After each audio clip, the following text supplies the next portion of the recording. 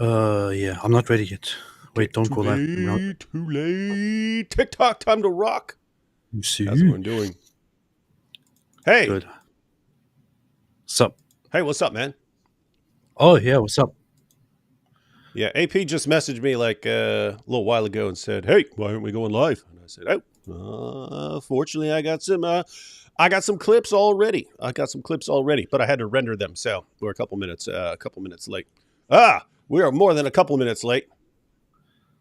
A few minutes later. What a Not. disaster! What an epic disaster! You know what's funny? What? Um, you titled this live stream "Are Ex-Muslims Safe in Great Britain?" And then I was thinking of, I shared this and was thinking of the slogan "Make America Great Again," but with Britain. And then I thought instead, "Make Britain Safe Again." But it's kind of weird to say it like, "Mbsa," Make so Britain great again. That's funny. yeah. Make Make, Britain great again. make, mbga. That's make mbga. make terrible Britain great again. Yeah, yeah.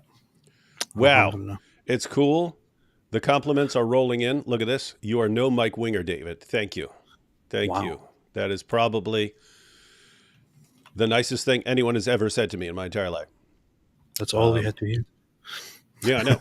I mean, if I just heard that on a regular basis, that would be so massively encouraging. That would be. Anyway, I was over in the UK and Oh, there you were? were, yeah, there were a lot of ex-Muslims. There were a lot of ex-Muslims at the polemics conference we were at. And some of them were people who had converted to Islam at some point, like Ananda Apologetics. He's a convert to Islam who then left Islam later. But I'm trying to think because some of the ex-Muslims weren't saying that they had a problem. They all have problems. Specifically, definitely All the ex pack. What's that? all ex-Muslims have problems. Oh yeah, yeah. They all You have, see, um, definitely the Pakistani background ex-Muslims seem to have a problem with people in the Pakistani community coming after them, and of course, it seems like every few days now I go on Twitter and there's another story about a mob in Pakistan forming based on the accusation. Hey, that guy over there teased me. He burned the Quran. Get him, get him. And then the person gets brutally murdered and set on fire and everything else. Long story short, it's pretty easy to brutally murder someone in Pakistan just by going, "Oh, he did this. He disrespected Muhammad or he disrespected the Quran," and instant death sentence. So you can use that against anyone here. But Western politicians, especially in the UK, have decided the greatest thing we could possibly do in life is bring as many of those guys from Pakistan over to the West, and you have some of those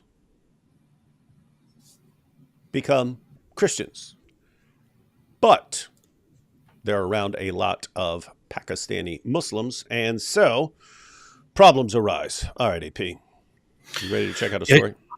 and it was apparently it was a. Oh, we're gonna look at it. Yeah, it was a tourist. So yeah, let's have a look at it. Oh, you mean in Pakistan? Yeah, I'm not we're gonna looking at talk. that story.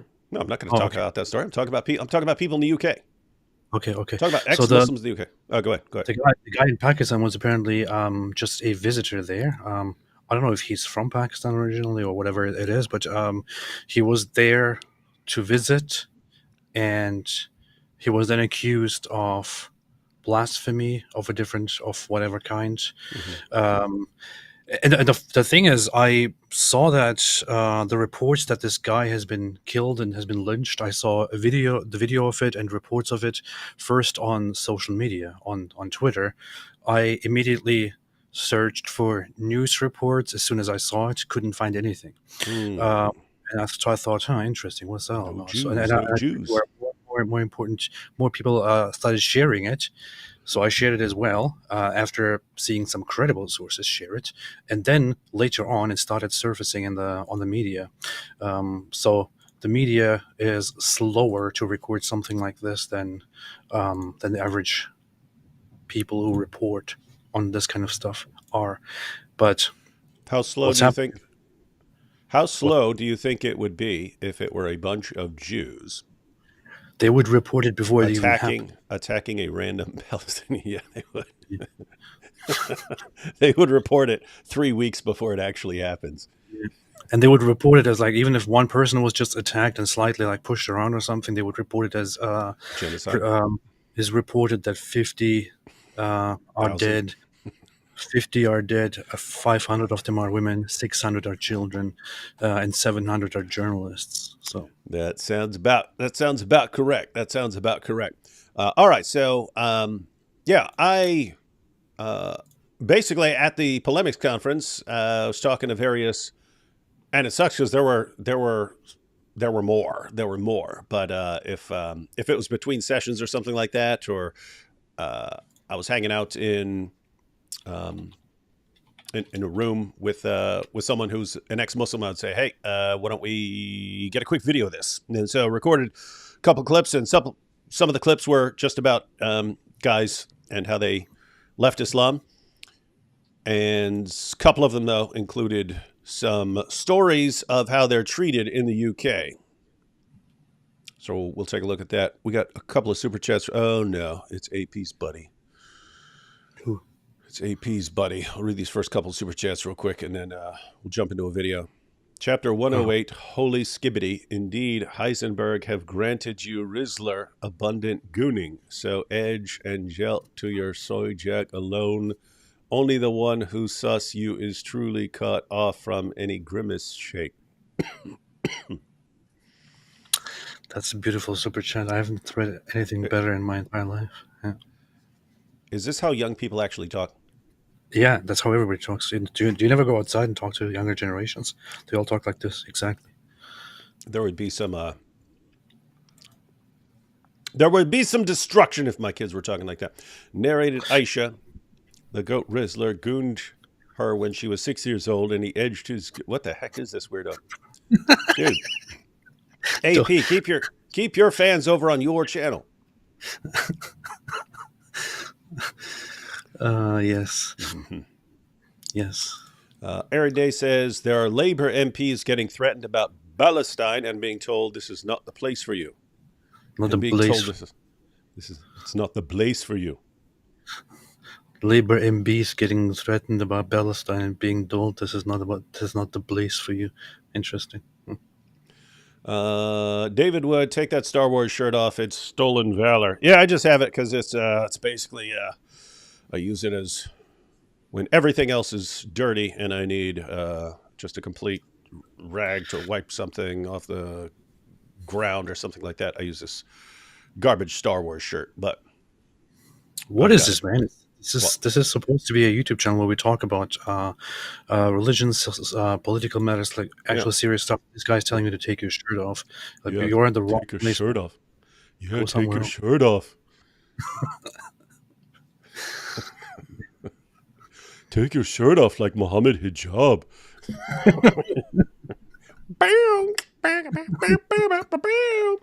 All right, so let's go ahead and check out one of these clips here. Inshallah. Hi, I'm here with Nisar. We're at a conference on polemics dealing with Islam, and he's an ex-Muslim, so I thought it'd be good to have a nice little discussion with him. So, Nisar, why don't you tell us about how you left Islam and became a Christian? Yeah, before that, David, I just want to take an opportunity to say how privileged I am to have met you here. I'm a staunch admirer of yours, and I thank you for all the stuff that you do. Yeah, and it's a pleasure. So I came to the revelation of Jesus Christ going back in '96. It was following my brother's death. He was a year younger than me. It left me quite distraught and quite broken. And in a nutshell, I came across the Word of God, the New Testament, and as expressed, I had a revelation of Jesus Christ, and I gave my heart to the Lord, and I've been walking with the Lord since '96. So he became a Christian way back in 1996. So that's a long time. That was very, very short version. I wouldn't mind having Nasara on with us at some point to go into more detail. But he gave that clip. But what I actually wanted to talk to him about, because we were discussing this right beforehand, was how he was treated after leaving Islam in the UK. So he's going to go into more detail on that. We have troublemakers here in the chat. Look at this. Say what you want about Winger, but I bet you he would be on time for his lives. That's what's bad about it. Yeah, that's, I mean, if you wanted to make a case for why we should always be late, you just made a slam dunk case. Because as a general rule, I always try to be the exact opposite of everything Mike Winger is. All right. So plus, it's not a good thing to be on time. Like, if you want to say something good about Mike Winger, don't tell us that he's on time. That's not good. Yeah. Yeah. Disgusting stuff. We have Only more criminal. stuff from. What do you say? Only criminal? Yeah, only criminals, disgusting people, murderers, thieves, people like that are generally on time. That's true. Yeah. That's what they do. They do. Let's see. Let's be real here. My version of the Gunnar Quran is better than the real Quran. Well, to be fair, everything's better than the real Quran. Did either of you read or listen to the speeches, writings, lectures? Osama often framed his actions as being defensive. He was clever. Yeah. Yep. Yeah. I've mentioned that repeatedly in This Week in Jihad, that because the schools of Islamic jurisprudence usually hold that only the caliph can call for offensive jihad, actually subjugating the world, that the form of jihad that you're allowed to do without a caliphate would be defensive jihad, which means whenever you're doing it, you have to show that it's defensive. Hence, Osama bin Laden issues his letter explaining why it's all these grievances. That's why we're launching these attacks on you. And then, of course, you have kids on TikTok going, "Oh, whoa, it's actually great. It's way better than I thought. See, he's just upset about stuff." You have to say it's defensive. You have to declare that you're fighting defensive jihad, or people would think that you've declared yourself to be the new caliphate. Yeah. And you don't want that. This is actually a good point by Messianic Apostle, and this is something that people need to understand and be more aware of. Nowadays, as you point out, right now, there's something really wrong with people, especially younger people, in the current year that we're in, where people actually started buying this narrative that it's all defensive and it's all a reaction. But it's very common. This is the way the Islamists have handled things for a long time. It's the way Osama and other terrorists have handled the situation, where they try to market their terror campaign and their war campaign, their campaign for blood, as if it was out of necessity, as if it was defensive. And defensive there, of course, the standards that they use to explain to us why it is defensive are so vague. They make them up along the way as they go, at every point in time. It could be just that, for example, in the Quran, it is considered corruption to prevent the spreading of Islam, or to not accept Islam, to not officially convert to Islam when you are told to convert to Islam. It is considered corruption. It is considered fitna. It is considered oppression if the authorities in charge of a population, of a country, do not convert to Islam, for example, at that time. And then it would be considered a necessity or a defensive act to then fight against those authorities in order to subdue them and spread Islam. So this way, Muhammad explained his fight against other people, especially against the Meccan polytheists, by just being out of necessity or being defensive. They weren't out of necessity. They were not defensive either. They were offensive. Osama bin Laden, the same way. what he did was not defense. It was not out of necessity. It was done because he wanted to do it, because Islamists want to do it. ISIS also argues that they are just defending themselves. Hamas also argues that they're just defending themselves. This is a common way of arguing in Islam. Always play the victim. Always claim that we're not great. We're being very aggressive and hostile right now, but it's not because we are aggressive. It's not because we are hostile. It's because we are forced to be hostile. It's because we are forced to be oppressive by these terrible kuffar and these oppressors and these Western forces and so on. This is the Islamic way, and people buy it. Mm-hmm. That's what they do. That's what they do, and it works. Yep, it works. It makes me want to figure out how I can claim victim status.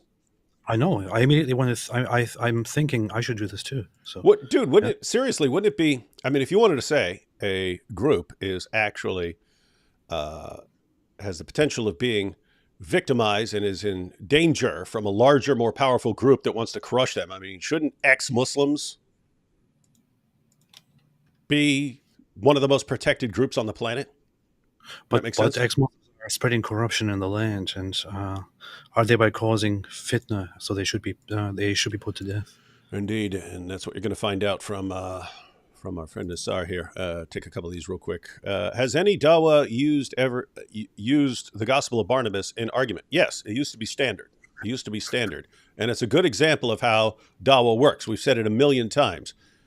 The goal is to catch people who aren't ready for something, some new argument, some new position, some new thing that you've made up, because it will take, I mean, decades. It can take decades for people to actually catch on and know how to respond. So the Dawa guys come out with a perfect preservation of the Quran, right down to the letter. Why do they say that? No one knows any better. People don't know about the manuscript history of the Quran and the different qira'at and so on. It gives them an argument that they can use. Scientific miracles in the Quran. It's filled with scientific miracles. How many of the people they're talking to actually know what's in the Quran and know what a disaster it is? No one. So they get away with this. And of course, in the 80s and 90s, they came out with, the Gospel of Barnabas. This is the true gospel. How many people had ever heard of the Gospel of Barnabas? None.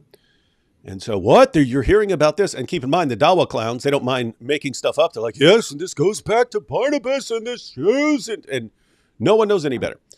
And meanwhile, it eventually gets exposed. People start looking it up, find out that it was written more than 1,000 years after the events, and it's a forgery.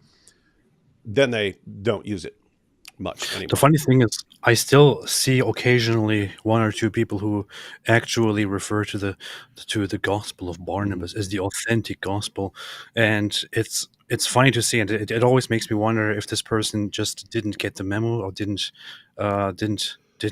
know that it has been thoroughly refuted and is an obvious hoax, or if they're just lying and they don't want to stop lying. Yeah, that's the other part. Is once the Dawa guys spread the lie, then even once they stop using it because the lie's exposed, you still have the followers who don't catch on, right? It's like you'll still find Muslims in random comments and so on appealing to the perfect preservation of the Quran, even though that's been debunked for a while now. Or you'll still find Muslims using the scientific miracles, even though the Dawa guys have abandoned the argument because they say it's been debunked. And so it's these waves of deception. Dawa is these waves of deception, and the goal is to just, like, every time you're exposing one deception, another wave comes crashing down on you. Another wave comes crashing down on you. Long-time listener, first-time super chatter. David, have you ever considered doing a video series on early Christian missionaries to the Muslim world, such as Henry Martin? I think many would find that interesting. Yeah, there are lots of things that lots of people would find interesting that are not things that I've studied. So, someone who, I mean, you could do that. Yeah. Many cases. Yeah, so that's a good project for someone who studies that topic. And then let us know when it's out. David the Wingling says, AP, you should create a Discord server. Yeah, AP. And then we have a bunch of perverted stuff from Nutters, fight those who do not believe in Mike Winger and the Paradox games, nor comply with what Mike Winger and his Wingerling have forbidden. Do you know about this book that is? I think it's quite old. It is something like Christians in Mecca or something like that, which is a record of Christians in the early centuries going visiting Mecca and talking about it or something. No, and I think you're making that up. No, I I'm a think I. former addict and convict, and your story has inspired me. I turned to Islam with my brothers in jail, and all they did was hate Jesus saved me. Sounds like a good. Sounds like a trajectory I am quite familiar with. All right, you ready to get back into this video? Sounds pretty based. Yeah, Yeah, let's very do that. base, very base. I'm from a Pakistani Mirpuri background. I'm classed as first generation born and raised to Pakistani immigrant parents in 1965. And very unfortunately, myself, my family, we've suffered grave persecution in a place called Bradford, West Yorkshire, in the north part of the country. I myself am born and raised in Birmingham, which is the second largest city here in England. And we suffered about 18 years of persecution, religious persecution.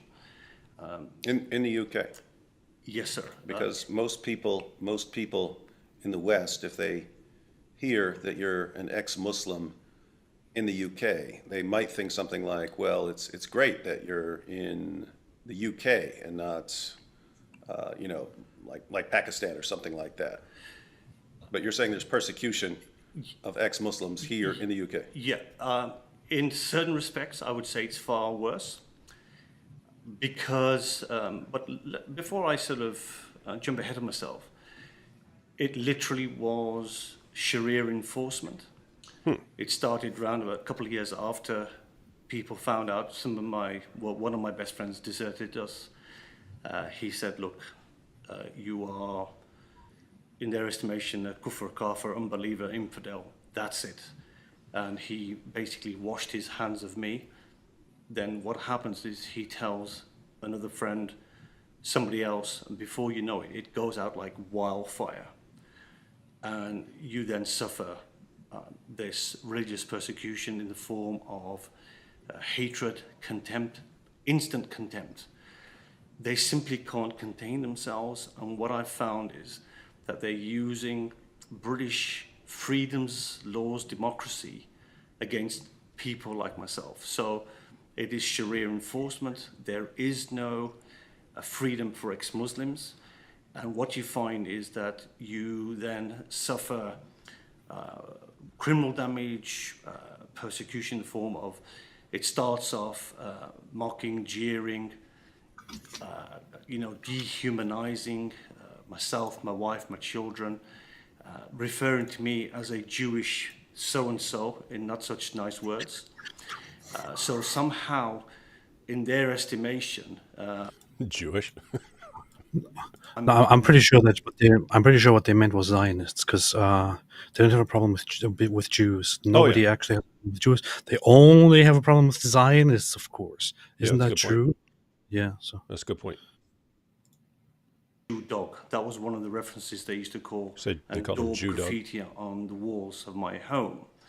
Car torchings, car rammings, drive-by brickings, you're under siege, we were forced out of our one home.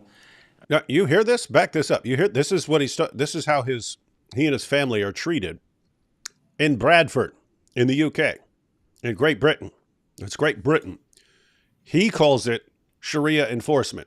In other words, there are punishments. There are punishments for leaving Islam, even in the UK. So let me back this up because it sounds pretty rough. So it is Sharia enforcement. There is no freedom for ex-Muslims. And what you find is that you then suffer criminal damage, persecution in the form of, it starts off mocking, jeering, dehumanizing myself, my wife, my children, referring to me as a Jewish so-and-so in not such nice words. So somehow, in their estimation, I'm a Jew dog. That was one of the references they used to call and daub graffiti on the walls of my home. car torchings, car rammings, drive-by brickings. You're under siege. We were forced out of our one home back in 2006 after several years of suffering these type of things. In the UK. In the UK, yeah. How are, like, Look at these. I'm from the US, and there are problematic places in the US, but What are you saying? Look at these stats. I'm looking at demographics of Bradford.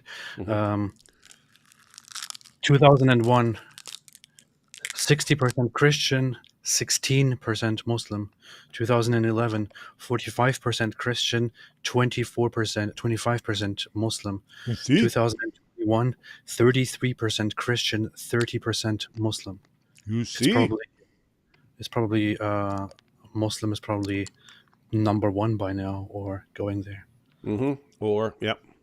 But hey, there is no Islamization. That don't be ridiculous. There is no No. Islam. No, that's a conspiracy theory. And since Islam is so good, we know that life is going to get way better there, the higher the percentage of Muslims in the population there becomes. So he was in an area that is now pretty even between Muslims and Christians in the UK.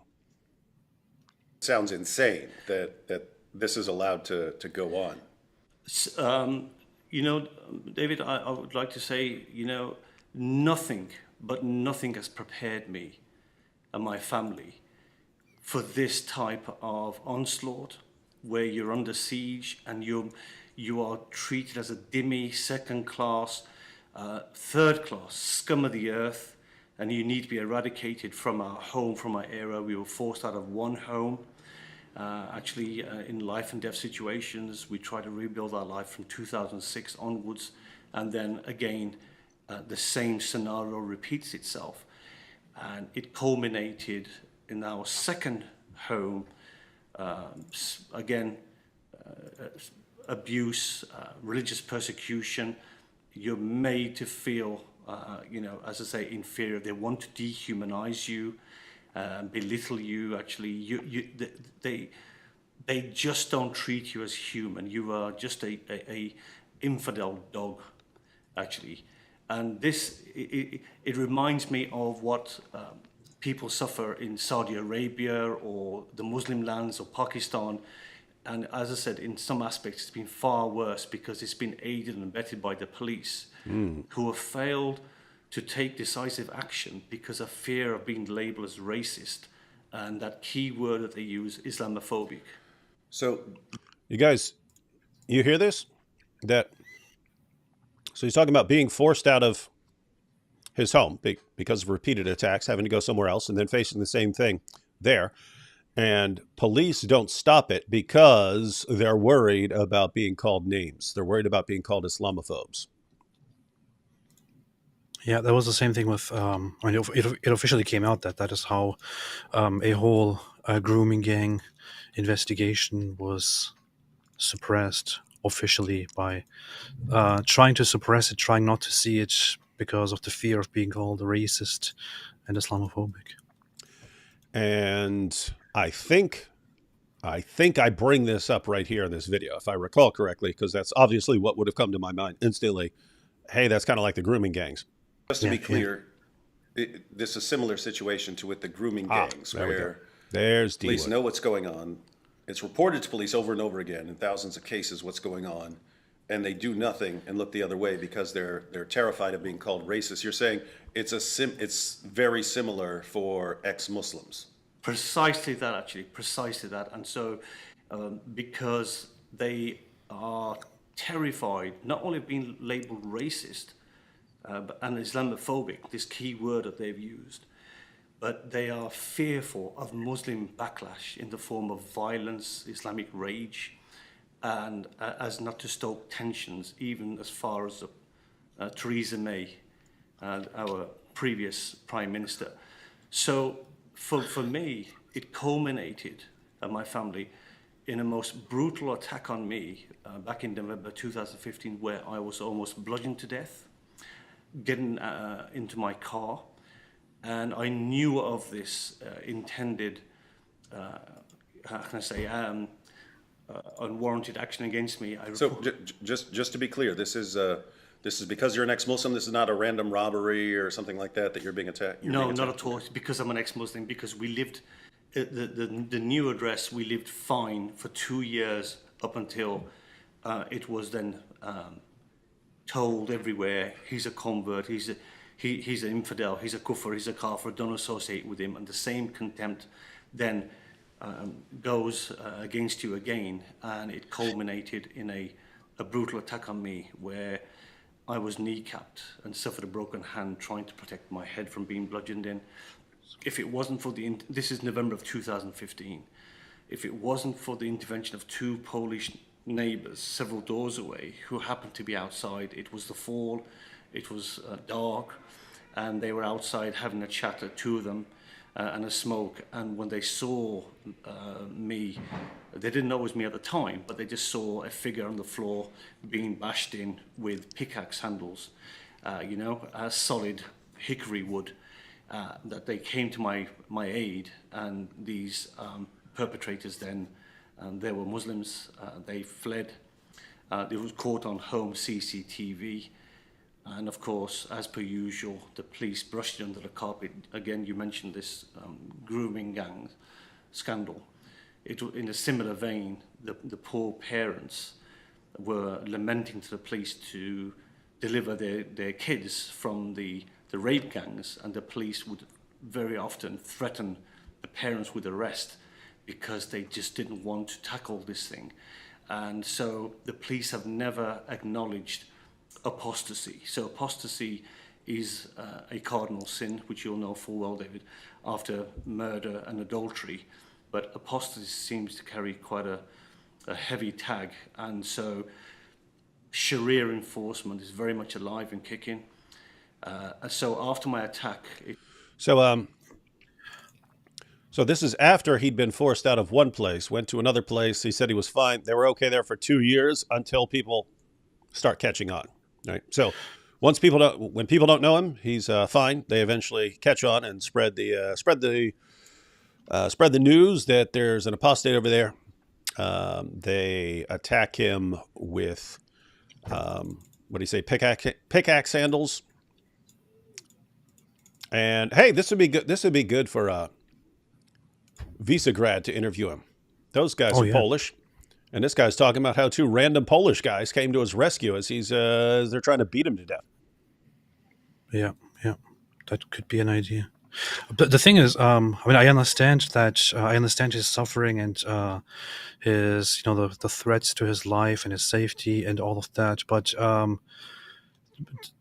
isn't it counterproductive to sit down and talk about this? Because what about the backlash against Muslims as a result of this? That is, it's you're obvious. Everyone knows AP's obviously joking, but yeah, it's exactly what it's exactly what the Council on American Islamic Relations does after every single terrorist attack. The bodies are still warm from some guy screaming Allahu Akbar, slaughtering them, and Carol will be going, "Oh, you see, this is the sort of thing that leads to anti-Muslim discrimination, and look at the backlash that's going to come. We need to take steps." Because what happens? Then the media politicians and the media are all warned, if you talk about this could cause a backlash. Do you want to cause a backlash against the Muslim community? Are you trying to get Muslims killed? And then what happens? People don't report it, or they don't report it accurately, or they don't report it. They don't give the relevant details and so on. They're just careful not to mention that this has anything to do with Islam and so on. They're careful to say, "Oh, and the motive's still completely a mystery to police." The point is, ladies and gentlemen, it works. It's evil, but it works. We've seen it. If you actually convince the leaders of a population, the government, the journalists, the police, you convince them that you are a victim and that reporting on anything your community is doing will make them oppressors and make you even more victims. They'll keep their mouths shut, and they will gladly send you thousands and thousands of 12-year-old girls as an offering to you. Yeah. Yeah. And you got That's in the UK. Here in the US, we've got the Council on American Islamic Relations trying to do the same darn thing, where no matter what any jihadi does, no matter what any gang of thugs does, you keep your mouth shut about it. Or you're a bigot and an Islamophobe, and you don't want to be called names. Yep. Well, good. We all have our priorities right. It took me several months to get back on my feet. I underwent 2 operations. I had to get my hand and my kneecap wired up. But the trauma, the emotional, mental side of it, takes a lot longer. But anyway, a year to the day after my attack in November 2016, I was descended upon by 10 armed police in a SWAT-style operation at my Bradford home to say that they could not leave us out of their sight because they had gathered intelligence to suggest our lives were in imminent danger. And we were escorted at that point by 4 armed police vehicles onto the motorway because I refused to have their assistance by going to a safe refuge in Bradford. And I left, and I didn't want to divulge where I was going to the police. However, what they said was they'd be happy to escort me onto the motorway. And they drove 20, 30 miles along the motorway, sandwiched between, or in a convoy of 4 armed police vehicles, 10 armed police. And we were then let go to go wherever we wanted. And so, in essence, we left our home in November of 2016. So as somebody who's born and raised here, I cannot express the failure of the government, of the police. This is a failed state where ex-Muslims are concerned. And of course, we live in a terrible danger and jeopardy, not knowing what can happen because of Islamic Sharia enforcement. He's saying the state has failed to protect him. And some of you are thinking, what are you talking about? The police did swoop in and tell him that he was about to be murdered. Given how these police act around the girls of the grooming gangs and so on, and all this stuff, I'm not convinced that this has anything to do with them caring about this guy. We don't want a murder to tarnish the Muslim community here, because that might actually break through in the news. If an ex-Muslim is killed for being an ex-Muslim in the UK, we got to get this guy out of here before something could lead to a backlash. I mean, I just can't take anything that the police does in the UK seriously in this regard.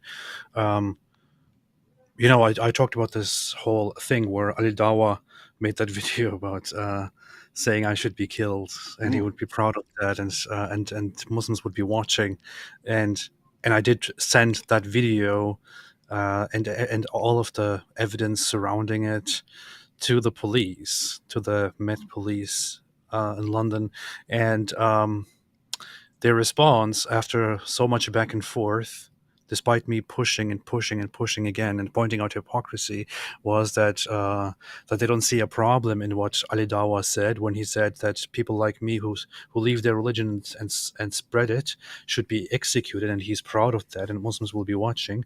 They said it's not a problem because obviously he is just somebody who is very religious and very passionate about his religion, and that's like all why. the guys that tried to kill Nasar. Yeah.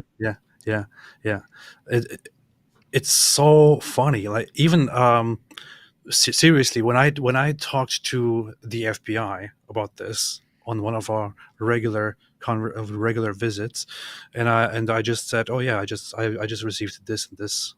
There's just this and this video out there. They took serious note of that and said this is a very serious problem that such a video is out there, and they would have to look out for whoever gets incited by that video and then takes action, because if that leads to incitement and leads to somebody actually taking matters into their own hands and killing somebody for leaving Islam and spreading it, the person who made the video would get in trouble. And this is what the FBI says. Whereas where we have free speech, where the video itself is not directly considered an act that is punishable. Over in the UK, where there are actual hate speech laws, where you can actually go to prison and pay fines for, offending people, they don't see that as a problem. But if you go into a space and start mocking the Muslim prayer, they will come at your door and fine you, or put you away for a while. Or if you say Muhammad was a child molester out in public, they will punish you. If you, however, say apostates should be killed, and we're proud of that, they're like, well, seems like these Muslims are just very passionate about their beliefs. Ridiculous. Yeah. So you have people like Ali Dawa going around, yeah, and an Islamic State, blah, blah, blah, blah, blah. And people are thinking, oh, but he's not actually calling for people to die right now. So it's a very moderate view. But he's one of the people who keeps the belief constantly in the minds of Muslims that people who leave Islam have to die. And then what do people do? They persecute him. And then, so what's going on here? If this situation were reversed, if this were non-Muslims calling for some world where Muslims are going to be killed, and that this was actually leading to violence against Muslims, it would be shut down in a heartbeat, And yet, here you have ex-Muslim being repeatedly attacked, having to flee multiple places in the UK. And apart from making sure that he doesn't actually get killed, they don't want to help this guy at all. So we are now living, and have been for the last 7 years, as internally displaced people, as refugees born in my own country. And little side note, when I would talk to some of the people who were talking about being ex-Muslims and how they're treated in the UK, they seem to seriously think it's like this everywhere in the US. They're like, I mean, everywhere else in the West. They're like, is it like this in the US too? No. Like you could find areas where it might be like that, but no, that would be very rare in the US that, Muslims could just constantly thug out and beat you up and constantly harass and pester you and break your stuff and throw bricks through your window and set things on fire and attack you, and nothing ever happens because no one wants to hurt their feelings. So anyway, yeah, some places are better than others. You have the Dawa guys on YouTube calling for public executions of ex-Muslims right here in Great Britain. YouTube does nothing to stop them. Great Britain does nothing to stop them. I mean, there were threats directed at my friend the apostate prophet, and it was reported to the British police, and they didn't take it seriously. YouTube doesn't care. It's still on YouTube. The threats are on YouTube, and we all know. What? Me? No, my Aunt Maple. That if the situation were reversed, if it were you or the apostate prophet threatening. Hey, this is funny. I just said this because I forgot that I'd brought it up, but it's interesting how your brain will react in the exact same way after hearing it a second time. Muslims, everyone would jump into action. And so it seems like as long as, if you were still a Muslim, the British police would bend over backwards to do anything to stop anyone from bothering you, would not tolerate any aggression towards you. But as soon as you leave Islam, you're basically garbage. You're dead man walking. So you have to get out of these Muslim majority areas, or what they call community areas. Did you guys hear this? It says if you leave Islam and you're in a heavily Muslim area, he said you're a dead man walking. You have to get out of there. I heard the same thing from other ex-Muslims in the UK, who told me that I think they said East London and North London, certain parts, you just can't go there. You can't be there if it is known that you're an ex-Muslim, especially if you're outspoken. If people know your name, you can't be there. You have to be far away from there, in a proper place where it is more expensive to live. That's exactly what I heard from everyone from everyone. yeah. It was I could no longer live in an area with lots of Muslims around, and therefore I had to move to a much more expensive area. Yeah. And then of course they have trouble paying their bills because there's like well, here's a place I can afford, but I'll get killed here, so I have to go to a place that I can't afford because it's the only way to keep my family safe. And that is a story I heard multiple times. So I'm not surprised in the least concerning your friend, the apostate prophet, because I myself, just like the blasphemy law of Pakistan working against Pakistani Christians, the same spirit, the same mentality exists here. I have lost count of the times I've been arrested myself on false allegation of arrest because they form these mobs. And although the catalyst was a Pakistani clan family and quite a demented clan family because of their religious sensitivities, based on their religious sensitivities, to make the area halal and clean us from our home and our abode. In actual fact, it's a deep-seated security. However, they are acted upon their religion and what they deem to be appropriate and right as per the Quran and the sayings of Muhammad and his teachings. So there is no middle ground, there is no tolerance, there is no acceptance. Did you say And Muhammad? I myself, personally, David, for your Who's information, Muhammad? when Ali Dawa was making videos of death and destruction to us, the kuffar, I went along and complained to the police, and they were going to deal with it and make an investigation. It came to nothing. They have, in a nutshell, they have made these people a protected class.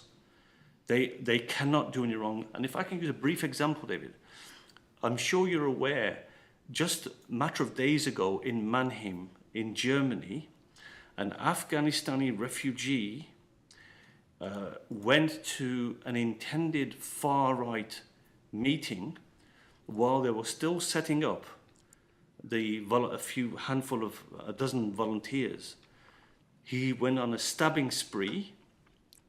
The police came in quick time, and the perpetrator was held down by one of the event organizers, a volunteer, and the police came and they saw, in their multiculturalism, diversity, inclusion mindset, saw this indigenous German chap pinning down the Afghanistani chappie, and they grabbed him, this officer, then pulled him away and off the assailant. And while the officer pinned down this indigenous German, the Afghanistani refugee leapt to his feet, stabbed the officer several times around his head and his neck before he was shot, not killed, shot and disabled. And the poor police officer, a 29-year-old gentleman, lost his life the following day. And then it gets reported as a police officer stabbed at far right rally, as if they did it. The cover-up over the last 20 years of our suffering has been phenomenal. It is covered up to such extremes that, again, they've become such a protected class of people. They cannot do no harm, they cannot do no wrong. And I genuinely fear for Europe, I genuinely fear for this country because of the terrible, appalling dilemma of ex-Muslims. And I hope to God America wakes up and does not relent to this multiculturalism, diversity and inclusion. It should be the case that you follow the rules of the land and you obey American law, and they should here likewise be obeying British rule of law, not having their parallel Sharia laws, which is happening all over the West. Seems like now or never. That Now or sounds pretty never. Islam. That was very Islamophobic, AP. Sounds very Islamophobic, very problematic right there. It's I understand you want people to follow the law. However, Muslims should be exempt from following the law of the land, if it's the West, because Western laws are made for Western people, and it's probably difficult for Muslims to follow the law that Western people make with their Western values. So obviously, I would say that as a people in the West, we should make sure that Muslims are always exempt from following the law, that they should not be held to the same standards, and that even if they commit severe crimes, that they should be always forgiven. Whereas if others do the same thing, they should be imprisoned, or even executed. You know what's weird? It's Western officials and journalists and so on. They come at this from a completely different perspective, but the results are the same. In Islam, Muslims are the best of peoples ever raised up for mankind. Unbelievers are inferior. We're the worst of creatures. So, best of peoples, Muslims, worst of creatures, us. Should we be able to tell them what they have to do? In Islam, no, of course not. Of course not. What are you talking about? What are you talking about? They're the best of peoples. They're coming as our lords, right? We have to obey them.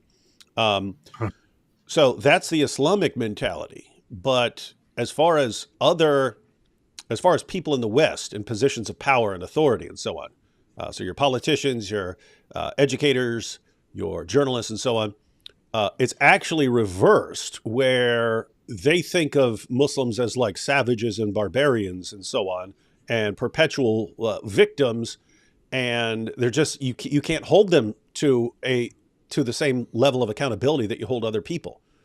What do you do? What do you mean you expect them to behave in a certain way? What are you talking about? You can't expect them to follow the rules like everyone else. So they treat them as actually like subhuman. And so what's amazing is like the mentality is completely reversed, and yet the result is the same. They don't have to follow the same rules that everyone else follows. And so if it's an ex-Muslim and they're repeatedly attacking him and trying to kill him, from the Islamic perspective, what are you talking about? This guy deserves this. He's inferior. He's garbage. He has disgraced himself and his family and insulted Allah. And this is what he gets for leaving the superior position. And if this is what he wants to be, then we'll treat him accordingly. But from the perspective of the police and politicians and journalists, it's, well, what do you expect? Do you have any idea how enraging that would be to these poor, primitive people? And that's how they treat them. And so it's this interesting situation where those of us who are sitting there saying, these are the rules, follow them, we're actually treating them better than the people who are kind of agreeing with them that they don't have to follow the rules. We're like treating them like human beings. There is a point that people have, which is that if a Western person does something, someone in the West does something, they should be held accountable, because they can obviously also abstain from doing that certain thing. It could have been preventable. When a Muslim does something, can you really expect them to not do that certain thing? Because they just don't know better. So what do you expect? Yeah, and another thing we've pointed out in completely different contexts is the Jews, of course. So They're superhumans. Yeah, they're held to a standard beyond anything that any other human beings on the planet are held to, right? It's like, so here's as far as like the politicians and the journalists and so on, it's like, here's a normal level of human behavior in society. And they think, oh, this is what you should expect from Muslims, and you can't expect anything better than that. And here's what you have to expect from Jews, and you can't settle for anything less than that. So this is wild stuff, man. Wild stuff. The Jews even need to build cities and societies so that we can sit there all this time and not do anything, and then later claim that it actually belongs to us, and then go and take it. That's what they do, because we are not good enough. The Jews, however, they're superhumans. They make everything, and then we take it. Hey, that would actually be funny if if Israel eventually said, you know what, if you guys want this place back so bad, we're going to give it to you. Only thing is, we're destroying everything we built, and we're leaving it in the status it was when we got it several decades ago. So have fun. And everyone's going to be like, huh? What is this place? We're fighting over this? It's just a big, there's nothing here. And when they got it, aside from those places that were without interruption Jewish, much of it was empty, barren, or it was just unlivable, disease-ridden. Like, people don't know, but the Zionists, Israel actually had to do significant work to get rid of malaria on the western coast of Israel. It was unlivable. Pretty rough. All right, so I got one more clip that I have a bunch of clips that I recorded from over there. I have 2 clips that we're going to be looking at during this live stream from ex-Muslims in the UK. So we checked out one, and there's another one that's a little shorter than that one. Let's take the super chats real quick, and then we'll jump into our next video. AP, you should not create a Discord server. That's funny. The wingalings are using reverse psychology. So if they want you to have a Discord server, they'll tell you not to have a Discord server, but they'll make it coming from a wingaling. Smart. Yeah. But we're on to your plan, and we're on to the constant, endless deception of the wingalings. We're not falling for it. Go ahead. Yeah. Wingalings are the best of deceivers. D made a good point and said, wasn't the airport for Burak Airways in the region, though? So that was the only thing, actually, that was there. That was in Jerusalem. That was always standing. It was the most advanced airport, the Burak International Airport. Yeah, you could fly out. You could fly out, visit a bunch of stuff, come back, and your bed would still be warm from peeing in it earlier. Yeah. Yeah, but the evil Zionists destroyed it, of course, when they took it over. Yeah. Let's see. Oops. God bless you all. Thank you. I'm into fitna. Fitting a whole pizza in my mouth. That's nice. That's impressive. Dr. Wood, you were great at Speaker's Corner, like Hatun Tosh. You are a brave soul. By the way, Keir Starmer is set to win big as Britain's PM. He will outlaw all criticism of Islam. Britain will fall. Sad. That will be funny to, it'll suck, but it'll be funny to watch. That's the Labour Party guy. I heard some really bad stuff about him. Yeah, I don't think they'll actually pull off banning all criticism of Islam, but they are putting that forward as a bill. In fact, I need to respond to one of the people who put together the response to that bill. Met him over there in the UK, and he has agreed. He gave me like a, whatever it was, 20-some page response to the idea that this bill is a good thing. So, yep, that would be a good topic to discuss. But no, I don't think Britain is going to fall. I just think it's going to be way, way, way more painful and messy and terrible than it needed to be if people had the slightest bit of common sense. Well, I'm getting confusing things out of the election polls, but I'm going to look further at it. But Nigel Farage is apparently, his party is apparently rising very sharply. Is that the Reform Party? The Reform, yeah, is that the one? Yeah, Reform. Nigel Farage is the guy who led the whole campaign of Brexit and all that. Yeah, that's exactly what you're going to end up with. The European systems are different from the American two-party system, in that you can have all these different parties and stuff like this, and they'll have to form like coalition governments and so on in various places in Europe. I still don't get all the details, but as things get worse, things are going to polarize into basically two sides. That's what you're going to end up with. You're going to end up with this is the side that's doing everything in their power to Islamize the entire country, and over here, these are the people who are trying to avoid that from happening. And everyone's going to rally around those two causes, because that's not going to be a time for all these other concerns you have in life. Those are going to become primary concerns. And so, It's so the Conservative Party that is currently ruling has done yeah, such they a crumbled, terrible. didn't they? They were elected last time during the elections with 44%. They are now at 20% according to polls. They're dipping brutally. And the Reform is at 16%. So Reform is actually going to overtake the Conservatives, as it seems right now. But Labour took over, and they are at 40%. So I Yep. don't know. Rough situation. Rough times ahead. Can't say we didn't warn you.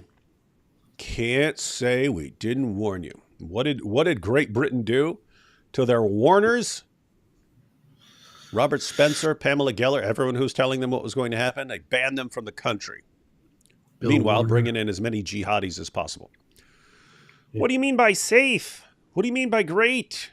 What do you mean by R? Britain would only be great if the Americans returned with the NFL. That's true. Mike Winger is the type of guy to lick his finger every time he turns a page. Lloyd has awesome descriptions of Mike Winger. Doesn't Winger seem like that? Like he's sitting there reading the Quran. Oh, darn, I'm going to get slobber on the Quran by doing this, but I don't know. I'll risk it. So he's sitting here reading. I don't really see it. I think Mike Winger looks like the coolest guy I've ever met in my life. So. Good one, AP. AP got jokes. I was totally serious. AP, as a scientific exercise, you should attend a divine liturgy simply as a practical experiment and historical lesson to observe some of the traditional practices of the ancient church. It will be interesting, I promise you. That sounds like an interesting trajectory. Yeah. And he's pointing it out as a scientific exercise. You go in there with pen and paper and take notes. Oh, okay. Inshallah. I got called a Jew in AP's comment section on X. I feel so honored to be amongst the greats like AP and D Wood to get my hands on those shekels. Yeah, that is quite the honor. There are certain things they do when they have no more options and they don't know how to respond to you, and that's just some version of name calling or insults or something like that. So, yep. Because I'm kind of in this at this spot where I can't decide who is worse. There are the two groups that always come in lately, especially right now. Whenever you talk about anything, they go, "You're a Jew, you're Jewish." Those are the Muslims and the Groypers. The Groypers are bad. I can't decide which one is worse. But the thing is, I actually feel worse. It actually feels slightly darker when it comes from the Groypers. They seem more evil. Yeah, they seem just generally more messed up, which is why I even made a post before where I said that that to me it seems they are worse than even the Islamists, because at least the Islamists, they have some, they do everything for some properly established values and reasons, as messed up and as dumb as they are. Whereas these Groypers and neo-Nazis, they just seem like severely disturbed people. Mm-hmm. Severely disturbed people who have nothing productive, nothing to offer, nothing stupid to offer, just destruction and hate, and can be as vile as it gets. And the fact that it comes from Western people who are just among you and who are not from a different culture where things are just built on hate and all that, but that they come from your culture and they have this completely insane, hateful attitude, makes it all a little bit more sinister. But yeah, it's Muslims and the Groypers right now. Always comment sections, they will say, "You're Jew. Of course you're Jewish." I take it as a compliment right now. Mm-hmm, mm-hmm. And if they say it about me, you're darn right I am. 2.7%, baby. I'm 2.7%. Yes. Kosher. Kosher is Christmas. I am 28, and in all severity, please stop using the language of Gen Z, just like the last letter of our alphabet. The rot and idiotic trends by them is sus. That's pretty big. I was with you right until the sus. Mossad's leather strip. The whole Gen Z thing is kind of busting, but it's also cringe. Yeah. Being an ex-Muslim in Britain is like taking your children to Daniel Hakikachu's daycare. Not a good idea at all. That is very, very true. Don't pull on Superman's cape. Don't spit into the wind. Don't pull the mask off the old Lone Ranger. And don't take your kids to Daniel Hakikachu's daycare. I don't know why that sounds so funny to me. We need to start. We need to make that a thing, like on Twitter and stuff like that. And this is as dumb as taking your kids to Daniel Hakikachu's daycare. Could you imagine that dude? What's creepy is I can imagine that dude starting a daycare and be like, "And I will raise your kids according to good Islamic principles." And the dumb parents, "Oh, what a great idea! Oh, so based." This convert man is truly beloved by our Lord, a man whom suffered for our Lord, so too our Lord has suffered for us. Yeah, it is. I mean, keep in mind as we figure out what to do to respond to the problem, these are, at the end of the day, Christians who are being persecuted for their faith and for their courage in leaving Islam. So, you know what's funny to me? Recently, we were talking about how ex-Muslims are unsafe and how they are mistreated and things like that, and they have to hide their identity and all that. And then Rebecca sent me a message and said, you know what? It's very strange to me when you guys talk about how ex-Muslims feel unsafe in the West, because here in Israel, there are just ex-Muslims everywhere, and they're totally fine. And they openly say that they're ex-Muslims, and they're converts to Judaism, or they're atheists, they're Christians, and it's totally fine. Like they're safe from any kind of persecution. And isn't that just very, very funny? Mm-hmm, mm-hmm. No wonder Hamas wants it all. Yeah. They do all this to this man, and the same people cry when we criticize the PDF of a prophet. Yes, that's the great irony in all this. Look at, I mean, you've got Ali Dawa. I mean, just perfect example, but you could pick any of these guys, right? Ali Dawa. Yeah, we's gonna chop your heads off and so on and blah, blah, blah. Yeah, I was gonna be eating the popcorn and yeah, I would give my 9-year-old away to tell her you're ready to be married and so on. And we say, hey, your prophet's messed up. And they go, oh, we can't believe you're so intolerant. Yeah, well, oh my goodness, look at the bigotry and Islamophobia. It's like, if you're putting forward some of the most horrifyingly evil ideas, you don't get to scream, oh, we're being oppressed here when people criticize us. You just don't. You don't want to be criticized. Have a less insane position. Powerful, powerful, powerful. This interview can't be true. Islam is a religion of peace, I tell you. Shakes fist angrily. That's good. Good job. Muslims wish to conquer the world in order to spread cultural enrichment, such as incest, goat sex, burning hatred for work. A burning hatred for work. Seems like they have everything in check and much to offer the world. That was one of the most Islamophobic super chats ever. But it was also very culturally enriching. So, DGW, what's that stand for?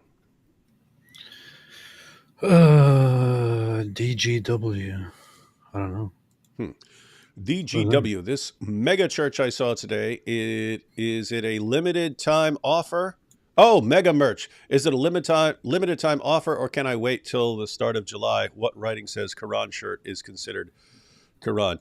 Oh, yeah. So in the description box, and I posted in a community post, by popular demand, after I wore a Quran shirt to Speaker's Corner, I got a lot of requests for getting that Quran shirt. That was, I gave Elle the idea of what I was looking for, and Elle did the graphic design and so on.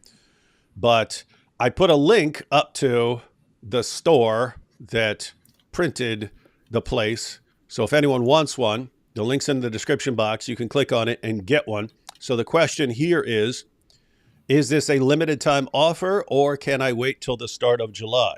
So my response is, it's not a limited time offer as far as I'm concerned. That will just be on the store, in the merch store. However, I anticipate complaints coming in. And Most stores, I don't know about this store. Most stores back down when they start getting complaints. This Oh is yeah. this is Islamophobic, and they instantly back down. Even though that same, and you could do this. I guarantee you, if you go to that merch store, there will be all kinds of T-shirts mocking Christianity, mocking Jesus, and so on. That will all be fine. But if I make some bulletproof body armor, then I'm the bad guy. But so yeah, I'm not taking it down. It will be up. It's very possible that it's going to be taken down due to complaints, as we've seen so frequently in the past. Oh, I know what DGW is. It's Dawa gone wild. Dawa gone wild. Oh yeah. Yeah. We got to do something like that. Dawa gone wild. Wait. They're trying to figure out how to blur out girls' hair and stuff like that. Oh, look at the hair. Did you ever see that? Did you ever see that Key and Peele skit where they play to Arabs guys who are trying to check out girls' ankles as they're walking by? They did that. I saw the ankle. That's funny. Yeah, they did. It was actually funny. Which English translation of the Quran is the most verbatim and does not sugarcoat the scriptures to make it more palatable? I want to read it to be better educated on the subject in conversations. The New American Standard Quran. Yeah. The King James Quran. I personally prefer Sahih International, but because it's more truthful than some of the others, but it's also a little bit sometimes it gets a little bit broken English. Mm-hmm. But there are some that are not that much known. But Arbery, for example, is a very literal one. Pickthall. I've seen lots of people praise the accuracy of Pickthall quite a bit. Problem there is it's written in like King James English. A lot of the older Qurans, they tried to make them sound like the King James Bible to make it sound holier to Christians in the West and so on. So there's that. Some people say the Haleli Khan, but they pack a lot of stuff in there. They add a lot of parenthetical stuff in there for people. KJQ. As far as just reading, because you have a couple of issues. AP was talking about the accuracy of the Sahih International, but the broken English. Those are the kinds of concerns that some may be more accurate, but they're harder to read. Some may be easier to read, but they're less accurate, and so on. So it's going to kind of depend on what you're going for. The Oxford version it's translated by Guy Halim. I wouldn't say I wouldn't put that in the most accurate category, but it's the easiest. It was the easiest to read. It is. I think that's what's good about that one. It is easy to read. It's readable. It makes it more readable. But that's my problem with it. Yeah, that's my problem with it because the easier it is to read, the less it's like the authentic Quran. Yes. When I read it, it doesn't sound like the Quran. It sounds much more like smoothened and turned into something that is actually good. So that's not very accurate. The Quran is a terrible read, and when you have accurate translations of it, it is still going to be a terrible book. However, if you just want to read it to get the idea of it, you could get this Abdul Halim, whatever that version. If you want more accuracy, you could go for something different. The accurate ones are worse. Yeah. So what you generally want to do. MAS Halim, Abdul Halim. Okay, yeah, that's him. I would suggest if you're one of the people who wants to read the entire Quran all the way through, I would get something like the Halim translation just to be able to make it through. If you want to look up specific passages to be used for apologetics or polemics or something like that, you want to familiarize yourself with the important passages. There, I would just get a couple different translations to compare them. You know what I mean? In other words, I would have this one, I would have the Sahih International, I'd have the Pickthall, and then if I would read it in multiple versions. Beast. Yes, indeed, based. I don't think the wave of Islam will stop. It's important to think about what this means metaphysically. Does a metaphysical matter? What would a world under Islam look like for the human spirit? Why is an evil ideology so powerful? We should ask these questions. It's because it's powerful. Yeah. Waves of Islam do stop when people stop them. That just happens. Waves upon waves. Waves like the upon Quran. waves. And you look and you go, wow, there's layers and waves.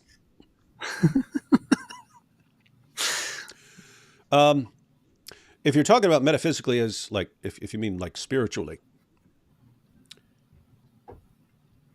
those are relevant questions. Why is this, which is so obviously sick and evil, why is it so hard to deal with? And why does common sense go out the window whenever we're talking about it? It is a metaphysical matter. America will relent to Islam. The world is bound to evil in its core, but ultimately human beings are owed to God. He paid for us on the cross. Hey, someone here has gone to the apostate prophet school of negative Nancy viewing everything. Damn, the world is bound. America will relent to Islam. Alhamdulillah. America actually has an advantage here.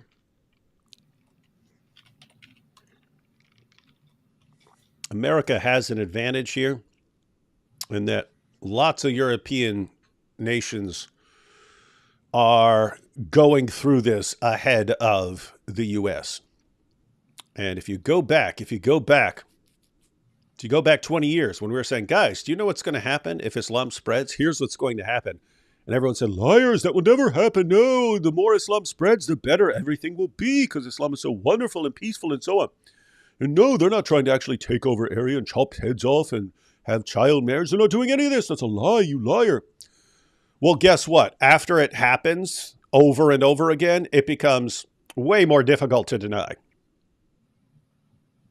In other words, suppose, I don't think it's going to happen. Suppose European nations started going full Islamic. And then we're warning people in the U.S. Going to be very difficult to say, no, that's not what Islam does when we see it happening repeatedly. Right? So, yes, we cannot expect much from people whose final conclusion before they die is that Islam is true. They do not have certain faculties to be better. That's pretty Islamophobic. Yes, we can. Hey, David, I want to be able to talk to Muslims about Christianity, but I often become frustrated when they try to defend Islam. How can I address this? We'll stop becoming so frustrated. Yeah. No, it can be frustrating if someone's like, oh, and because the amazing scientific miracles, and someone's like, come on, dude, seriously? Or if they're defending like child marriages and so on.